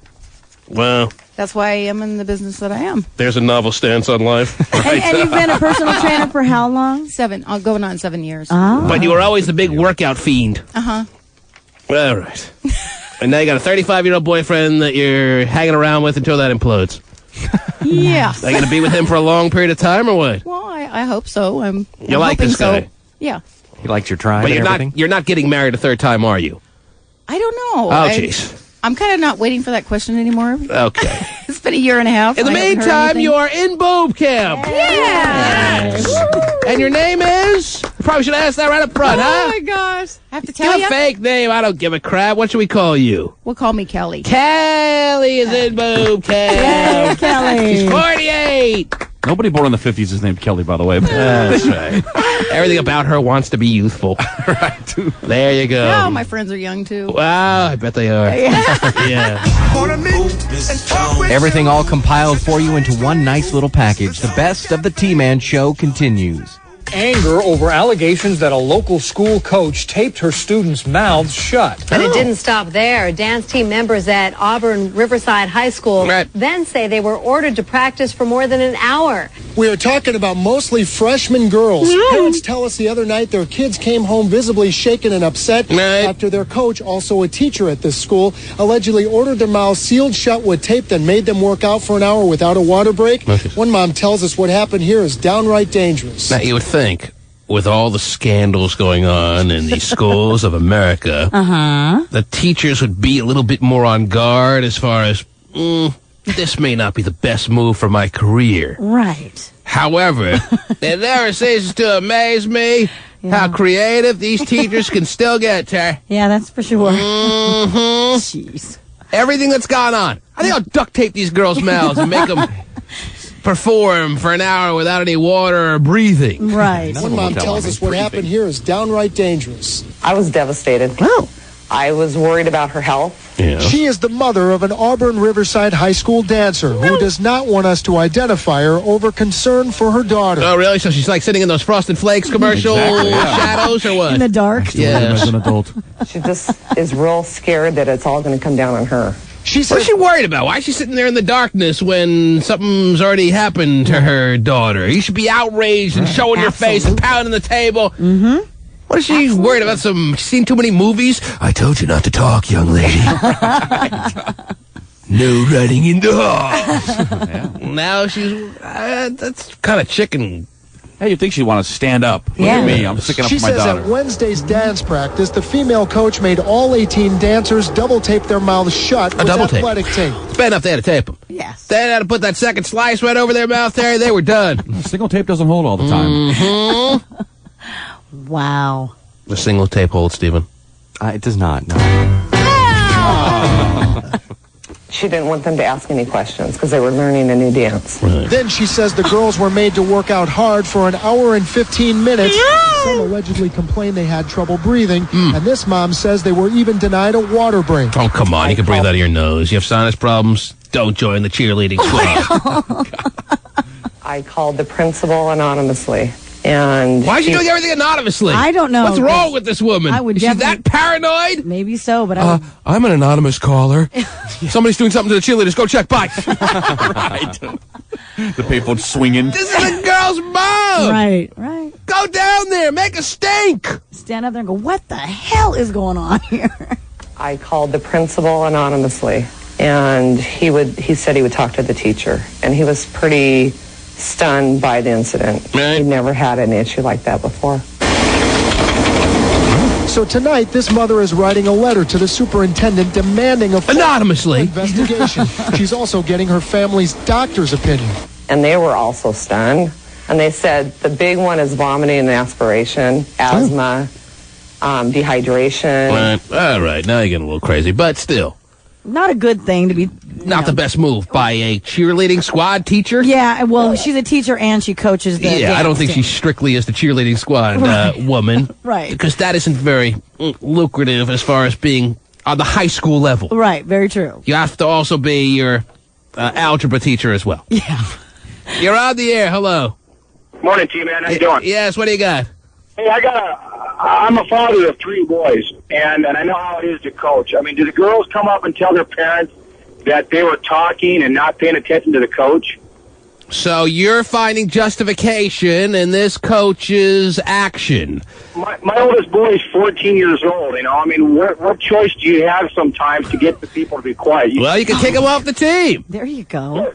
But then they get more irate at that. Yeah, they would. Exactly. You know, what's next? You're going to be in a geometry class taking a test, and you can't talk for an hour, and you can't leave for a drink of water. They're going to sue the school over that. So you're saying it's an acceptable move, it's no big deal to have your mouth taped to make a point. What harm was done? Did they have room to breathe? They did. Their noses weren't taped shut. Well, now you have this mom, this anonymous mom, getting doctors involved, talking about the asthma, because all cheerleaders in high school, Terry, have asthma. Oh. They bring the Primatene Mist around everywhere they go. Okay. And now there's a huge lawsuit in the making here. As soon as you smell dollars, there's a problem.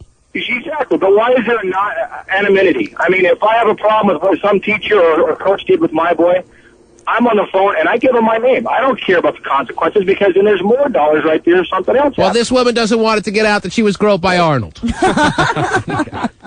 What consequences would there be? You guys have a good day. So not the biggest deal. It really isn't that big a deal. I mean, the girls aren't going to die. The girls aren't going to get sick. If you really all of a sudden have a problem where you're getting dizzy, take the tape off your mouth and show the coach that you're really sick. I'm sure she's not going to say, hey, put that back on, bitch! Maybe she will. But still, I mean, if the child is not behaving, you could always say, like you said, you know what, sit out for this practice or whatever, or come back tomorrow. I'll be the first to say this was a stupid move. Actually, I was the first to say that it was a stupid move by the teacher given the climate of what's going on in schools these days. Mm-hmm. But it also isn't the biggest deal in the world either. All right? You put a piece of tape over the kid's mouth. The kid wasn't tied up and bound, so she couldn't get the tape off her mouth, right? Right. This guy, last caller, was a coach himself, I think he said, right? Yes. Mm-hmm. Sometimes you get a little lip thrown your way because you're not the most respected authority in the world. So you gotta be a little tough. Sometimes your methods weren't the best you could have chosen, but you're trying as a teacher. Not the easiest move in the world. So, bottom line, not a big deal. Let's move on.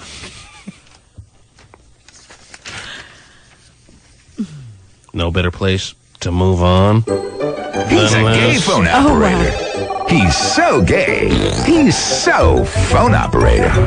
And now, here's Gay. A good morning. Why do you have to make fun of me every day?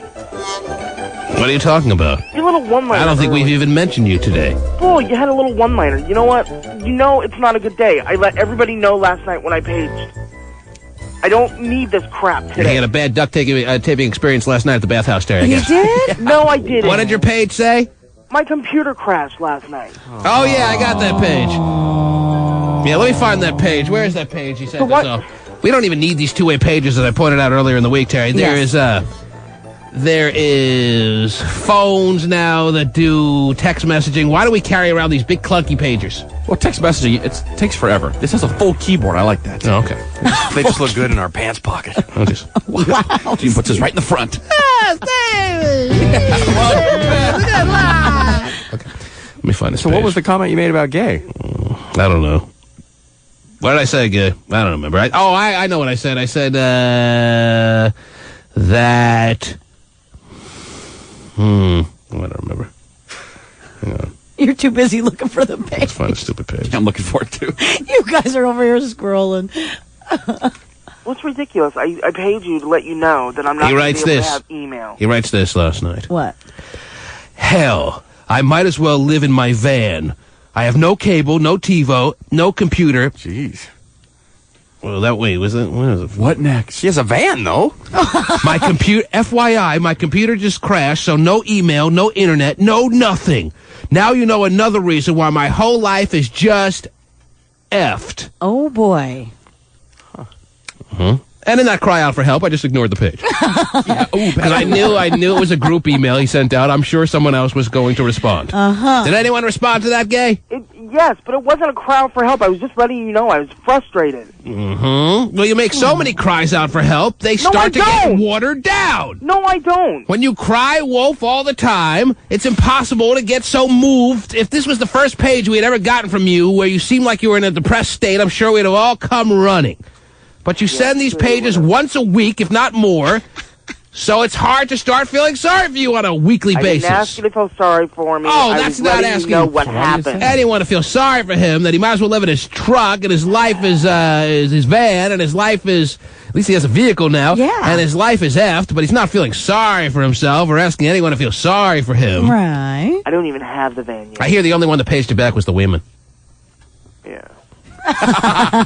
Did you write back something nice? Yes, no, I you told me did. to stop feeling sorry for myself. Well, listen, man, if you don't want responses, don't send me friggin' pages. Simple as that. I'm trying. Do something constructive. Write some things down. Read a book. You can't always look at the computer. I promise you, biggercity.com will go on without you. Oh, wow. Maybe not. I know. Grow some hair, you asshole. Whatever. If you could take a pill to lose weight, you'd do it. Yeah, I would. Then what's your point? But at least I can lose it naturally. But you haven't.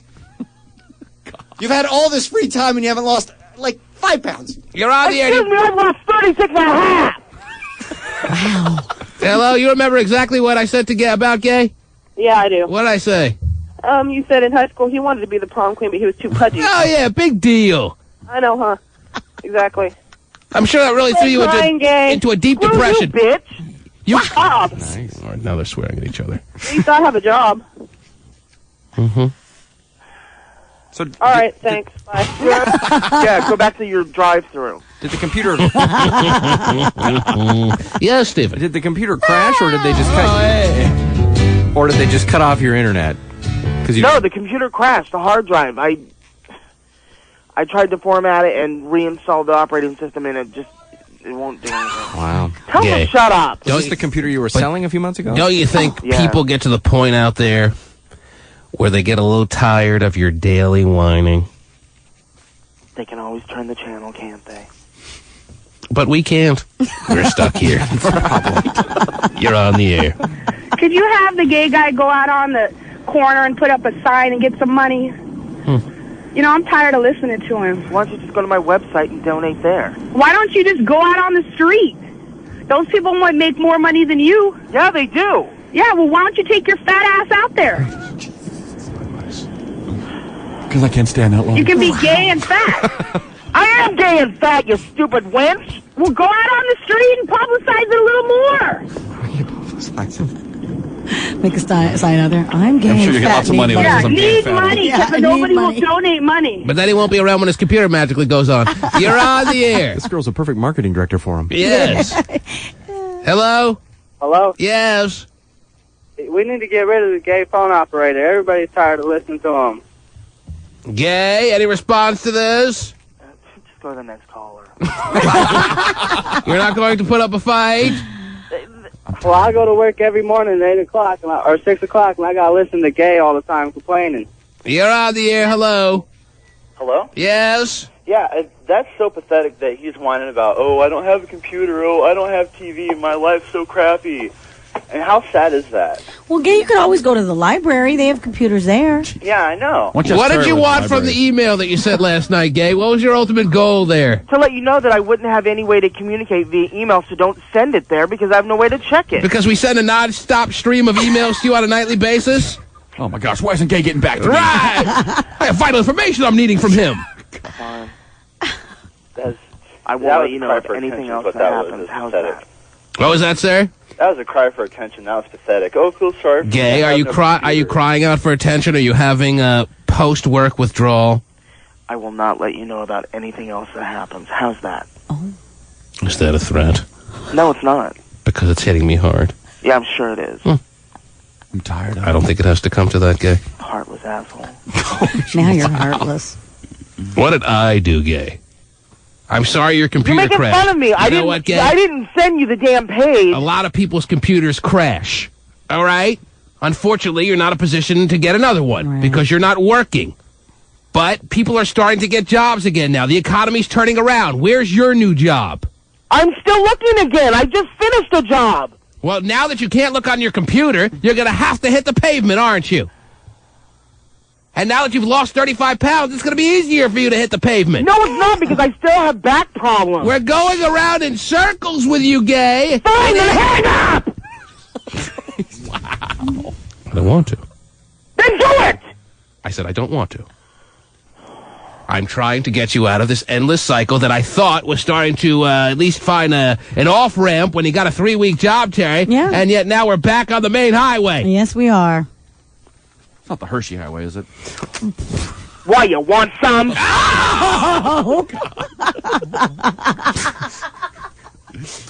Gay, if you didn't want us to feel sorry for you and you just wanted us to know that your email wasn't working, then you just sent an email, hey, just email me on my two-way, my email doesn't work. Not another reason why my life is so effed. So don't tell me that you didn't want compassion. It's more than that, women. You wanted compassion.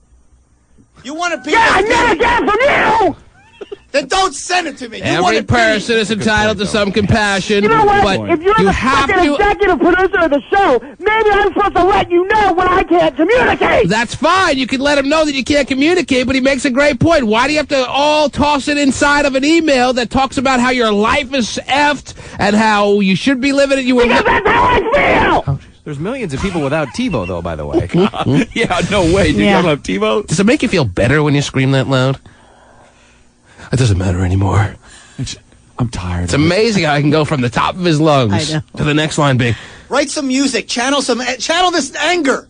Use it constructively. I didn't get that part of the gay gene, women. Women? Call them women. Women.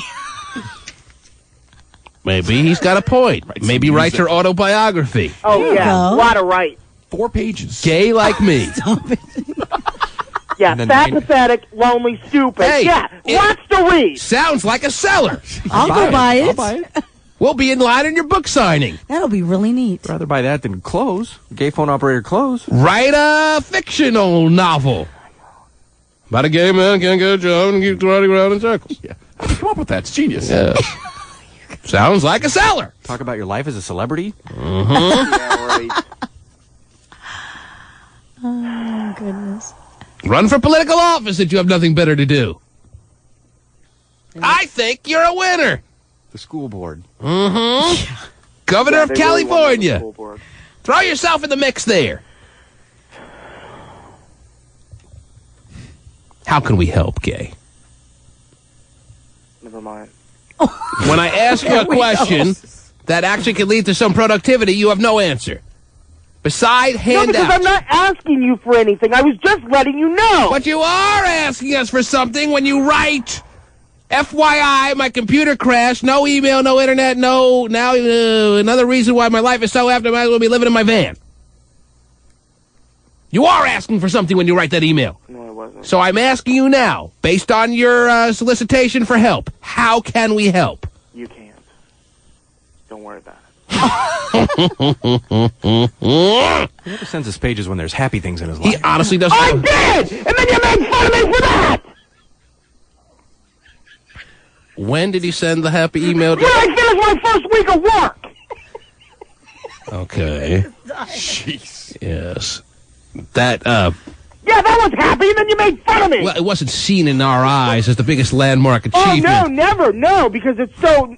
Oh! You honestly were looking for a big standing ovation that you finished your first week. What were you looking for? You know, not a standing ovation, but it would have been nice for people to recognize that, you know what, I know I've been on my fat ass for almost 2 years not working, and then I finally get a job, and I'm working, and I'm proud of it, and I don't care what the frickin' listeners think. I was proud, so I sent an email, and then everybody makes fun of me for it. I was going to stand, but I have back problems. I couldn't give you a standing ovation. Oh, my God. You're on the air. Hey, how's everybody doing this morning? Oh, we're great. Hey, Gay, how you doing, Gay? Fine. Hey, do you think we can still find the Lord for you? Yeah, I know where you can find them.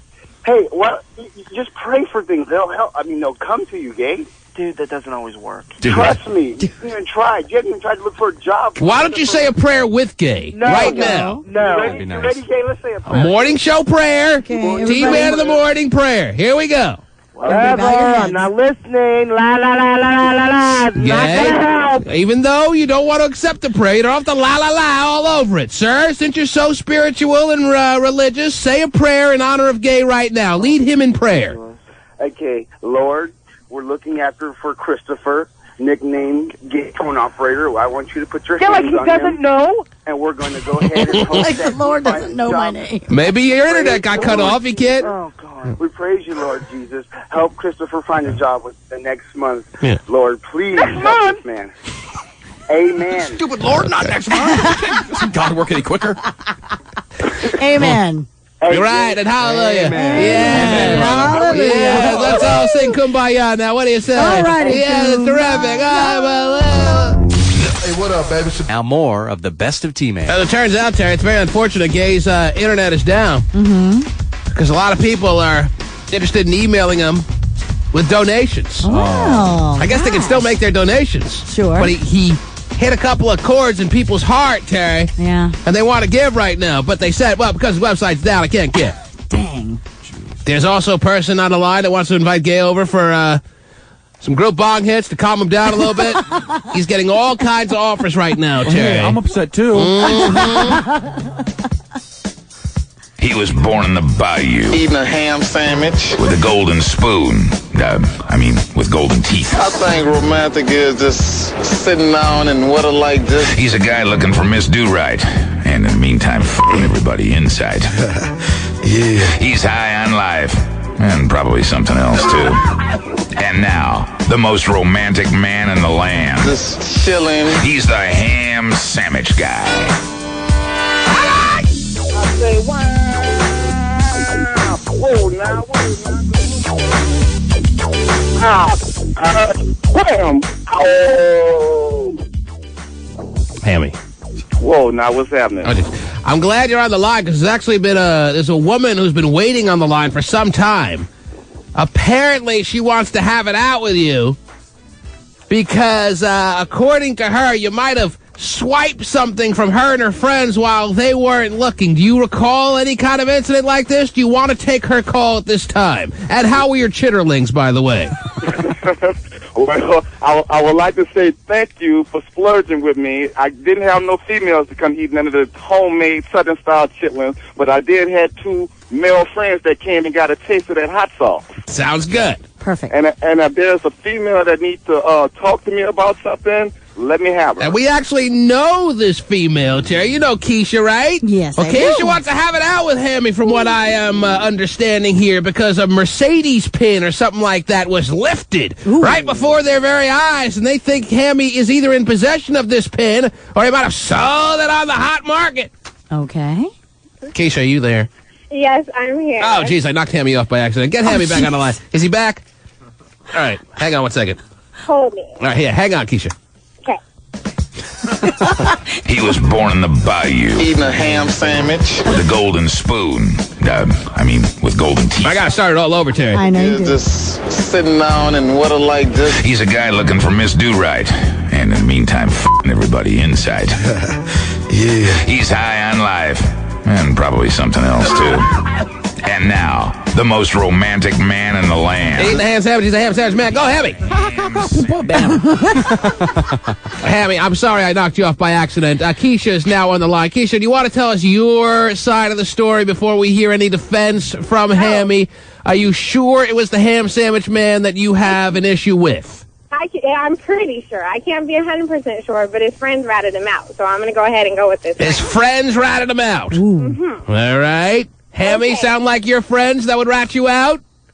I don't know, but I'm 34 in the waist and handsome in the face, and that don't sound like me what she's talking about. He hasn't even said anything yet. But he's got his defense already. What if he was in court and they asked him that? And he says that on the witness stand. Yes. If I'm a jury member, I'm throwing the case out right there. Right. Keisha, he's 34 in the waist and handsome in the face. Are you sure you got the right guy? Oh, no, the guy that stole our pin was 32 in the waist. Aha! It's like Perry Mason. Keisha, go ahead. Tell us what happened. Okay, I was at Jefferson Community Center 2 nights ago, and there were some teenagers up there, and Ham Sandwich happened to be there. Is Keisha a little cutie or what? She is. A Yes. friend of mine who works there has a Mercedes-Benz pin that is very special to her. It's a very nice pin. It was given to her as a gift. I have the unspecial Mercedes-Benz pin, but that's okay. Go ahead. They're nice pins, aren't they? Right. They're very nice. Very special. Passed down from generation to generation. My great-great-great-great-great-grandfather passed that down to me when he was driving his 500 CL around town. Yes. It's an heirloom, right? Yes. It's not it's important to her. That's Of what's very important. course. Yes. So she walked into her office and noticing that her pin was missing, and she came and just about had a nervous breakdown. Then she finds out later on that evening that the teens that were up there with somebody who happened to be named the Ham Sandwich guy, and he's the one who took her pin. So all she wants is her pin back. Hammy, does this sound familiar at all to you? This setting she describes, Jefferson something or other and Mercedes pins. Does it sound like something you may be involved with in any fashion? Yes or no? Well, I just got to say, it sounds like something I've been involved in all the way. Oh, my God. So you're admitting that you are the guy who lifted the pin, but she's not getting it back. She could hold her breath. She's getting it back. She's going to get it back. Oh, is that right? You've already determined she's going to get it back. And how do you plan to make this magic happen? It's not important, but she's going to get it back. Oh, is that right? So you don't want to talk about your methods on the air. Oh, heck no. But she just needs... The smartest thing for him to do is to return the pin. And if he doesn't, are you making a threat right now, Keisha, to the Ham Sandwich Man? Whoa, now. I wouldn't necessarily call it a threat, but I do think he needs to return that pin. Hammy, I will say this. If I can make it settle a little bit easier for everyone, I can maybe offer a deal here. If Hammy returns the pin, I'll buy him more chitterlings. No, there you go. And that special hot sauce. Hammy, do you know where the pin is? At this... Well, there's a pawn shop. Hey, at this time, not saying later on, but at this time, I do not know what a pin is. Mm-hmm. Basically That's saying he not doesn't acceptable. negotiate. Well, Keisha, you're going to have to accept it because that's all the man has to say. I can't accept that. No, that's foul. And out of 3 people, you got to come directly at me just because you know my name. What about the other 2 associates? I didn't say that. I said that your friend said that you. Yeah, it takes 3 culprits to lift a Mercedes pin. Very heavy. So Very elaborate scheme you got to put together. If someone Okay, you climbed down the fire escape. If Yes. someone else said that you took the pin, or that someone else took the pin, then I would be asking that person. But since your name was the one that was dropped, I tried to get a hold of you. It was a 3-man job, and Hammy doesn't want to be crucified because he's the most notoriety he has the most notoriety of the 3. And one of the other 2 guys who was involved in this caper is currently in possession of the pin. So Hammy would love to help you, but he is not able to at this time, Keisha. That's not acceptable to you? Not acceptable at all. It shouldn't have been took in the first place. So what would you like him to do? I would like him to find the pin and return it. That's what I would like for him. Well, you got to guard your Mercedes pin when you have a Mercedes pin that means so much to you. Why did you just leave it lying around? No, it wasn't. Call it Hammy's name. It was in her office. Somebody shouldn't take things from her office. My other question is, why were you hanging out at a community center with teenagers? How old did you just say you were? 34? No, he's 34 in the waist. Yes, hands in the face. Well, whatever. I think you're a little too old to be kicking it at Jefferson. That's what I do think. But that's just what I think. So what I think is not necessarily important. Well, actually, the reason why I was at the park, because some friends had got themselves in some trouble, and they was looking for a place where they can do their community work at. So that's why I came to Jefferson Park, and it's a community center. So if it's a community center, yes, nothing says community service like stealing things from the community services offices. Okay? Yes. Something tells me they're not quite reformed just yet with their community service. That was part of his job, they said. Yes. It's cleaning up trash. And it didn't seem like anyone was interested in that Mercedes pin, the way it was just sitting there in the middle of the desk. So were you the guy who got your hands on this pin, Hammy, or it wasn't your hands involved in this thing? You were just part of the cover-up. Well, actually, I have everything. Yeah. I have everything to deal with the whole topic she's talking about, and actually, I am the guy that robbed her out the pin. But oh my gosh, you straight out says it. Yes. It was just, I'm sitting down, it got a whole bunch of markers, everybody doing everything, and I just look, ooh, an ink pen. Me, I'm the type of person where, hey, I like ink pens because I like to get the phone number, but I didn't think nothing of the ink pen, so Miss Lady walked in there, and she just blew up about her ink pen. So it was a pen or a pin? It's a pen. P-E-N. A pen? A pen? Oh, so you're all bent out of shape over a pen? I thought it was like a pin. I thought it was like a diamond-encrusted pin. Yeah. Really nice. It was a pen. Go to the Mercedes shop and get a new one. It's a nice writing pen that was given to her as a gift. It's a very important gift to her. Who hasn't stolen pens in their life? There's no such thing as stealing a pen. Pens are fair game. I thought it was a pin. I did too. How much is it worth? How much is it worth? No pen is worth more than $60. Was her name engraved on it or something? The point of the story is that it was handed to her as a gift. Regardless of how much it costs or anything, it means a lot. I've gotten so many pens as gift, I have no idea where they are. Here, G-Man, let me give you a gift of a pen. Right? I don't care how poor or rich you are. No one values a pen. Oh, somebody stole my coffee cup. It also was handed to me because I liked it. And that's good enough for me. Right. Hammy liked it. Hey, Keisha, if you know that Hammy likes it, then you have to be somewhat okay with the way this is all turned out, right? No, I'm what? Hold on, repeat that, please. You have to be somewhat satisfied with the way this whole thing shook down. Shook down. That he admitted that he took it, but I would really appreciate if he gave it back. And what are you saying is going to happen if he doesn't want to give it back? He's very attached to that pen now. He's not attached to it. He's had it for less than 2 days. He can't be that attached to it. I just want him to give it back. I'm not going to say what's going to happen. I just would really Nothing's going to happen. You don't have any weight. You don't have any power. What are you going to do? No, you just don't know, Mr. T-Man. So far, I'll tell you this. Every caller calling in is very happy that Hammy took that pen. Yeah. That's because they're Hammy fans. That's fine. But I'm just saying it means... Oh, you don't want to get the Hammy fans upset. Hammy's got a lot of fans. And you know what? They're driving your buses, and they're cooking your food, and they're cleaning your clothes. So I don't know if you want to rattle that bunch. Well, I don't take a bus. I do eat at restaurants, but I definitely wash my own clothes. So. Well, don't order the chili today. Now, about that ink pen, I don't know if I still have the ink pen or the ink pen is still in my possession. All right, but Hammy, the bottom line is you don't see it getting back to her anytime soon. Yes or no? Well, maybe the pen might not get back to her, but I can't send her and her friend, well, not her, but the person who the pen's for, I can't give that person a donation. It's just that the person just blew up on us over an ink pen, and I really felt bad that when she was asking for the pen. He's going to offer you the Hammy personalized ink pen that he'll dip into your little well there, baby. So don't you think that's even messed up that you knew she knew the pin was missing and she had asked about it? He's like standing there and he has it. I just felt very bad that I had her ink pen inside my right pocket, and she. Somebody else wants to get involved in the mix here. And now, Not me. representing butt rockers worldwide, carrying sod from Tacoma to Everett and every city in between, president of the blue collar workers, even though he wears a tank top, here's Dump Truck Guy.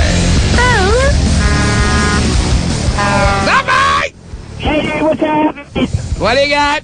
You go, Hammy, man. You take that thing apart, you pack it full of wheat and make a pipe out of that thing. Oh, nice. The T-Man.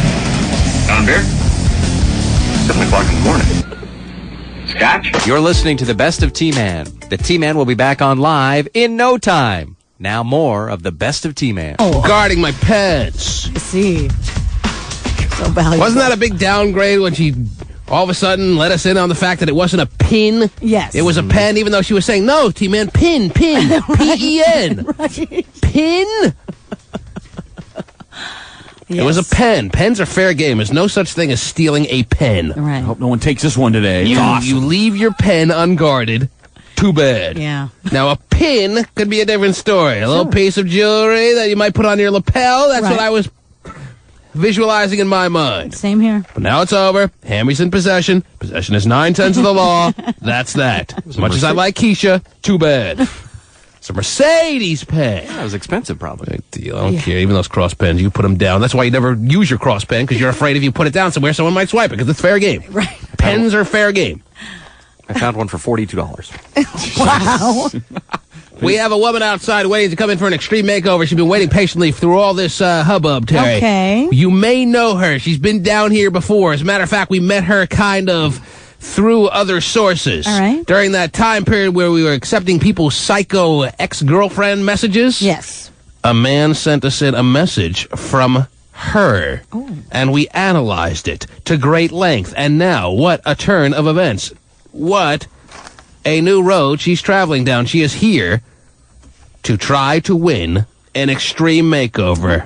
You may remember from years back now, us playing this call. Bring her in, too, by the way. Yeah, stay with the flashback again? Yes. Bitch. You can call me a bitch all you damn well choose to, because I'm going to be a bitch. You had excused before because of the restraining orders. I got both of them dropped. I don't care what the you say. And with the court, you're just pissed off because you did contact me, and I did see you, and I did tell the truth. I didn't tell them you called me, but you want to know something? You did call me, and you have called me. You called me at my house, so therefore, motherfucker, you get it straight. You want to deal with a bitch, I'll be a bitch. Don't ever fucking call me again, and I will never call you. I'll forget. Look at you. I felt sorry for you because you were wearing clothes that you had 2 years ago. Your knees were ashy. Your shoes look like shit. You look like shit. I felt sorry for you. The truth, I felt sorry for you. I wanted you back. Yeah, I did. But when I saw you Sunday, every feeling that I ever had for you was dropped. You looked like you had grays everywhere. You look like an old man that still pees the bed. And it's a damn fucking shame that you can sit there and put me down and tell people that you bent over backwards. I needed your help. You're right. I can get along without you. But I'm going to be happy spending your money. Your money that you will be giving me. And so help me God, I will get it right from your fucking paycheck. So don't you ever, ever, ever call me again. Don't you ever call me a bitch. And remember something. What's that? I never harassed you in any way. You wanted to get me, and you got me. Yes, I did. Yeah, you did. You got me the wrong fucking way, but I can always get you in the end because I have something that you want. There's nothing you want. You can't offer me anything. Look at you. You have a fat-ass girlfriend who look like shit. Her kids look like shit. Look at you. You were wearing old-ass clothes. Right. You look like shit. I can't even believe you didn't even put lotion on when you woke up. Your shirt didn't even look like it was ironed. Your pants, thankful, they look like they're ironed. But your clothes are old. You looked old. And you want to sit there and put me down? Get it straight. Get it fucking straight. Because when you go to court and you sit there and say, oh, I had a restraining order. Well, guess what? I don't have a restraining order. But truth? Yeah, I call the truth.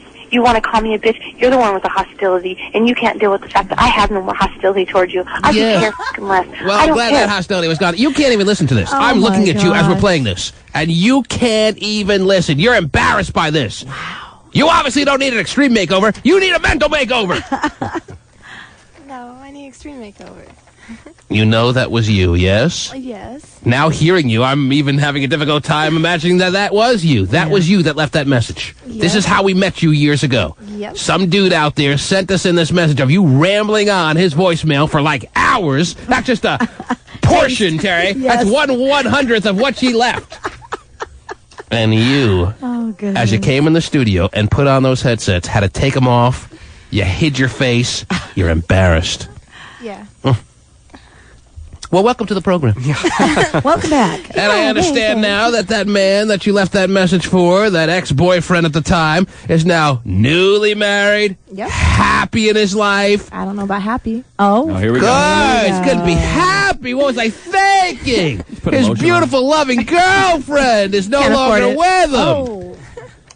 Yeah, he's lotioning up his knees nowadays. Thank goodness. I get too much money from him. Mm-hmm. So you've gotten the last laugh, and you're sticking it to him to the end because he has to always, constantly think about putting aside the money that he owes you Yep. on a monthly basis. Every 2 weeks. Every 2 weeks. It's payday. She doesn't have to work anymore. Mm-hmm.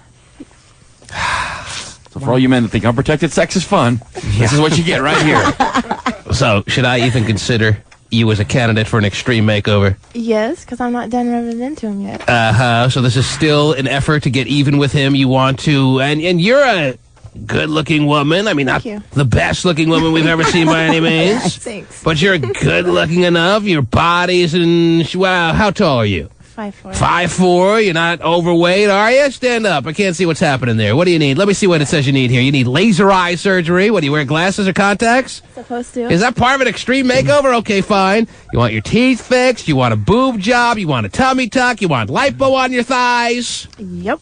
People are milking us for this whole extreme makeover Okay. thing. All in an effort. No, because for I her, tried. All, I tried. all in an effort for her to approach the psycho or the ex-boyfriend who had a deal with her psycho ways. No, I wasn't psycho. He's the one who called you guys. I didn't. He called us to give us this priceless message. Yeah, that was you on the message, right? It wasn't him screaming. It was you. Yeah. Oh, we got it but all I'm wrong. He's the psycho one for calling us. No, but he was the one that called in and left the message. So. Left what message? Well, no, I left the message. He's the one that left my message to you. Yes, and your point is? My point is that I should. You need a mental makeover. You still need help. No. It's therapy. I'm going to provide free counseling. Oh, wait, I'm not Montel Williams. I don't know if I can give you an extreme makeover when all you're looking for is extra revenge on a guy who's obviously dealt with enough. Right. Well, and obviously you still must have some feelings for him. She then. wants to give him. No, she does. Of course, they always do. She wants to give him that ta-da, and she actually probably still wants him back. She wants her to be seen by him with her new look, and him to say, "Oh my gosh, I got to drop the new wife. Right. I got to go back. She's worth it." No, I can get him back now if I wanted to. His wife's happy to hear that. She just has to snap her fingers. Well, I didn't realize we're all convinced now that that's the case. Well, You honestly believe that this newly married man, who's obviously moved on from you, if you snapped your fingers, would come running back? Yes. You need a mental makeover. No, he's told me. He's told you what? He told me. He's told you he hates you. Stop calling me. He's told you things like that, I'm sure. He's told you what? If any point you feel like you want me back, I'll just drop everything I have in this new marriage and I'll come right on over. That's what he's told you? About a month ago, went to a barbecue, and he told me that after the barbecue, he told me that he would leave his wife if I would change and settle down. And you settle down. You were the one who didn't want to settle down. You were the one stringing him along. You were the one who... No, it sounds from this message like you were in complete control of the relationship at all times. No, he said that I have changed. I'm more out there. I'm different now. Because he gave me a backbone, so... You're more out there? So you don't have the you don't have the ability to leave this kind of message anytime in the future. These days are over from what we just heard here on the audio tape. Yeah, I don't care anymore. You don't care anymore. You can have a guy screw you over, and no, you're I not don't going have to a try. guy screw me over. I just I have a I just don't. I mean, I care. You're more laid back. You're more loosey-goosey. You're more easygoing these days. Yeah. So the days of you being all pent up with hostility are over. Yeah, I just don't care anymore. I usually leave him before I care. Well, there's a man who knows you on one of these phone lines. I guess he lives with you. Oh, God. And he's suggesting you need some psychiatric care. Wow. Is this Malachi? the current boyfriend? You're on the air. Who's this? This is Malachi. Malachi, yes. And you currently live with this woman who is sitting before us trying to convince us to give her an extreme makeover. Is that you or what? Yes, that is me. And boy, she needs more than just that. Mm-hmm. She needs the mental makeover that I suggested. You need to give her some psychiatric help. And if for real. someone would need a mental makeover, add an extreme makeover, you would think they would get the mental makeover first. Yeah. Well, at least I don't need Weight Watchers. Oh, you might not need Weight Watchers, but trust me, your boobs are small, your butt is sagging, and your titties are sagging like you're 3 years old. Going so if you want to clown, we can clown. You guys are roommates. Why are you now going after each other? Oh, that's all right. We go at each other all the time. Ah, that's cute. You have nothing to say to him, it looks like now. Because your psycho days are over. Malachi, have I changed? He dropped off. He did? Yeah, he hung up. He's done. He's done with you, too. Mm-hmm. He's moving out today? Oh, you can get it back anytime you want, though. Just snap your fingers. No, I can't. I can't. Malachi I live with him and his girlfriend. Have you slept with Malachi? Oh, no. He's not my type. You live with him and his girlfriend? Yes. But he's not your type? You would never touch him? No. But he knows about your body. I wear white beater shirts and walk around his house. I got to take a break. Okay. We'll get Malachi back on the line and see if he's going to say to us that you have never made any indication that you would sleep with him or have any kind of sexual experience with him. Let us try to get him back on the line, please. All right? Yeah. The T-Man. Showtime. Now more of the best of T-Man. Is Britney Spears dating Backstreet Boy Nick Carter? The new issue of Us magazine on Stan's Friday reports in its Hot Stuff columns that Spears and the blonde boy band member have met up at a few places in Los Angeles and New York over the past few weeks. That's it. Us reports that Britney and Nick have had a few dates and hints that they might be more than just friends. Just proving yet again that it doesn't matter how popular, how much money, whatever your situation is, as envious as a position that you may be in, you are not exempt from going crazy over a boy. True. Because the only reason she's seeing Nick Carter, who's just a mediocre-looking, washed-up hack Backstreet Boy, is that she's trying to make, what could she do, she's thinking to herself, to get the attention of Justin Timberlake the most? Right. What could she do to get under his skin? Well, why not? This is the best plan, to get his attention and get under his skin. And that's really sad that she has to do that. This is Britney Spears. What's happened to her? I don't know. Where have all the good days gone for Britney? Used to be a baller. Peak too early? Is that another situation like that? Yeah, could be. I thought she would have Madonna-type longevity. Now I'm seeing Tiffany/Debbie Gibson potential. Yeah. Could have been so beautiful. Could have been so right. Could have been my lover. Every day and night. Well, I have some more I remember news. the 80s tunes yesterday. I have some more news regarding Britney, and it's not good news either. Oh, jeez. About how she went to visit the Ronald McDonald House and that's see nice. some kids. You know, What who could have go cancer. wrong there, Terry? Well, things She went punched wrong. out the Hamburglar? No, apparently. By the way, we're trying to convince Weeman that it's the best costume he could go with. For Halloween? Either that or Mini-Me. That'd be good. Yeah, so when we have a little costume morning with Halloween right around the corner, he has very few options. Right. He could be Mini-Me, the Weeman can, but that means we have to shave his head. Right. We can make him the Hamburglar, put him in a little, like, Robin type, what do you call that thing you put around your eyes? The little mask? Well, and it's not even a mask. It's like a little ribbon you put around your eyes. And around, a little bandit type eye garment. Right. And a little Hamburglar outfit. And you just picture him running around everywhere at 5'4", stealing your fries and stuff. I actually think Hamburglar would be better. Or he can go as Tattoo, and I'll be Mr. Rourke, and we'll pretend like it's back in the day of Fantasy Island. Now, do people remember the show Fantasy Island? Oh, yeah. Sure Okay. they do. Well, I see him as a good Hervé Villachez, and I'll be Mr. Rourke going, smiles, everyone, smiles. Not a bad idea. That's cool. But can he do the line that is so, said by Tattoo? Can he do it? Can he do it? I think he can do it. You think? Yes. Wait a minute. Anybody can do that line. It's easy. All right, go ahead. They're playing, boss. They're playing. But no one can do it that good. He's a natural at it, Terry. He is. That's Yes. Well, you then- know his family made him do it all the time. Well, tattoo it is. Now, what happened at the Ronald McDonald House, Terry? Anyway, she was only supposed to visit with like 10 children. That was the agreement. That was the agreement. She was They're going to come down and say hi to 10 kids. Yeah, read a little book, sign some autographs, take pictures, so on and so forth. Then she realized halfway through her trip there that she doesn't know how to read. Well, no, What no. happened? Well, when word got around the Ronald McDonald House that she was coming, a lot of the parents and kids wanted, to be included, so they rearranged their chemotherapy and ended up being like 60 Parents kids. rearranged their kids' chemotherapy so they could be there when Britney Spears was there. Right. That just shows Britney, that should show Britney how obviously popular she is and how significant it is to these kids that could be on the verge of passing on. Right. Don't worry, Johnny. You can go another day without it. Well, it ended up 60 kids there Take an to meet aspirin. her. Okay. All right, not the largest quantity of crap. people Britney's ever had to deal with. And what, she flipped them all off? Well, she said, cancer, smancer. Wussies. No, basically, she just kind of posed with pictures and signed autographs of just a few kids and then ended up leaving. Well, of course. Never read the storybook. No. Never met with all the kids that came down that rearranged their chemo. 60 kids, so she probably met with, the however many. The first 10. Yeah, the that were first originally 10. supposed to be there. Right, and then It decided... was just a publicity thing. She wanted a couple of pictures with the kids, and then it turned into a frenzy, and she said, I'm out. Yeah, well, and of course, some of the kids got so upset because they didn't get to meet her.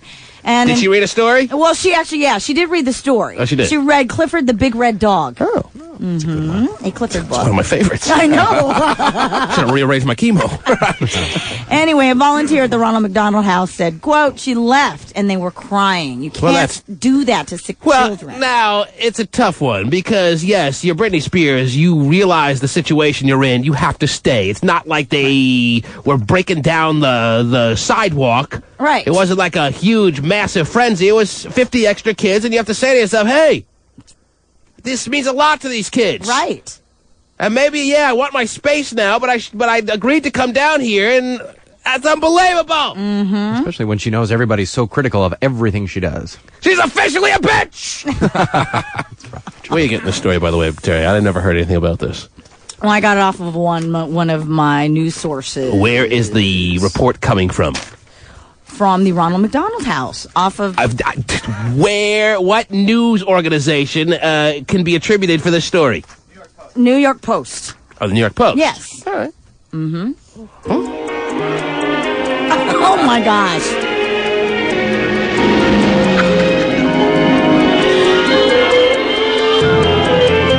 All right, something wrong with the CD. I remember it sounding that way. You want to try that again? It's when you had it on fast forward. Anyway.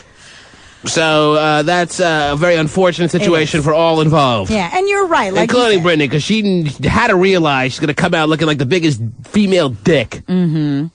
I mean, what is 50 extra kids, not 600 That's what Terry said back when she was a teenager. I have 3 already. Wow. But you would think, isn't she on hiatus? What does she have going on? She's not in the recording studio. Right. So, why not take an extra hour to meet with everybody? Apparently, maybe now, looking back, she realizes she should have. Maybe she just got caught up when you are told, Terry, when you make a little appearance somewhere, they promise you $100 and they only give you 95, you have a big cow. Okay.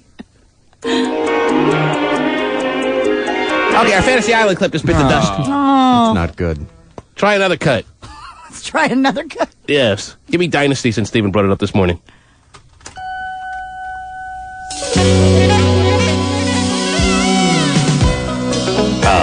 That's not Dynasty. I don't know what the hell that is. He just doesn't even... What is that? I don't know. All right. It's a sitcom, I think. Yes. Go for it. Hit it! That's not Dynasty. But there's never a bad time for Alex P. Keaton. It's a good one. Right? I bet we've been together for a minute. Has it been that long? And I bet we'll be together for a million more. Not it! Looks like I started breathing on the night we kissed. Well, don't give me your germs. And I can't remember what I ever did before. All right. What would we do, baby? What? Without us. Oh, Lord only knows. What would we do? Okay. So I'm not going to hear Fantasy Island. Is that the deal? Try it one more time. Okay. Let's give it one more go. Everybody cross their fingers. This may be the powers that be in heaven above telling us that Weeman was not cut out for being tattooed. How does one cut break? Overplayed? What is Weeman sitting around after hours? Running around the studio? All right, even though it's skipping a little bit, Weeman, you will figure out the right timing here and... The play, boss. The play, boss. I couldn't tell them apart, Terry. Yeah, neither could I. All right. What's going on around here? Whatever. You're on the air. Hello. How you doing? What's going on? Hey, I wanted to see if I can be a part of the dysfunctional family. You think you just call in and... Oh, sure! Who's this? We have an opening, right? Who is this? My name is Cedric Hamilton. And thank you for giving us your first and last name. I would really appreciate your middle name. Is that possible? Yeah, the Christmas card's on its way. Mm-hmm. Where are you calling from, Cedric? I am calling from Middletown, New York. Middletown, New York. Well, I'll tell you how you can become a dysfunctional family member. If you can get down here in the next 5 minutes. You know that ain't gonna happen. You're in! What can I tell you, sir? You have to make a series of people always email, they phone. I want to be a dysfunctional family member. Wait, you think you just wave a wand and knight you as part of the dysfunctional family? No, it takes a series of calls. We have to realize your value. We have to realize how much we enjoy listening to your phone calls. And then we have to recognize that you have a hint of dysfunctionality to you, which shouldn't take much, Cedric, in this world of ours. Right. You don't have to ask. So, Cedric, if you make phone calls to us and you become a regular listener, and we say to ourselves, "Oh, that Cedric's on the line. Let's see what he's got this morning." He's bringing a lot to the table in the past, so. But so far, all we have with you is the need to get a restraining order. All right? Maybe the day will come over the next few months, Cedric, where we recognize that we can't be without you, and you are part of the family. Oh, so that's how it works. Yes, that's how it works. Oh, okay. I got another thing for Weeman to be. Okay. Oh, this could be his first step on a path of becoming a dysfunctional family member. Yes, Cedric. He can be Willow. Willow. Oh, I remember that movie. Don't ever call again, Cedric. Cedric! Thank you for the call, sir. All right. Take care, my friend. All right. You're like a great R2-D2. You would make a good R2-D2. Oh, yeah. Terrific. What's Willow? Was a movie. I heard of it, but I never saw it. I don't know what that means. All you'd have to do is kind of grow out his hair. Oh, he can't grow out his hair. Sorry. Wow. Terry finds a way to work in a shot on you every I didn't day hear now. That one. I was answering the phones. What was the shot this time from her? She said in order for you to become a Willow character, whatever that means, you'd have to grow out your hair. And then she said, oops, I guess he can't do that. Oh, a low balding blow. All she needs is the ugly eyeshadow to be Elvira. She already does the slut part, so. Oh, jeez. Oh, wow. Women did not like the hair comment. No, he didn't. Does not like people mentioning that he could be having some male pattern baldness happening there. Some? Wow, Terry said some. She can make fun of me. She knows that Propecia works. Yeah. Her man, shaves his head because he's probably balding, too. Oh, jeez. Actually, he... A low fiance losing his hair, too. Why call the pedal black? Blow!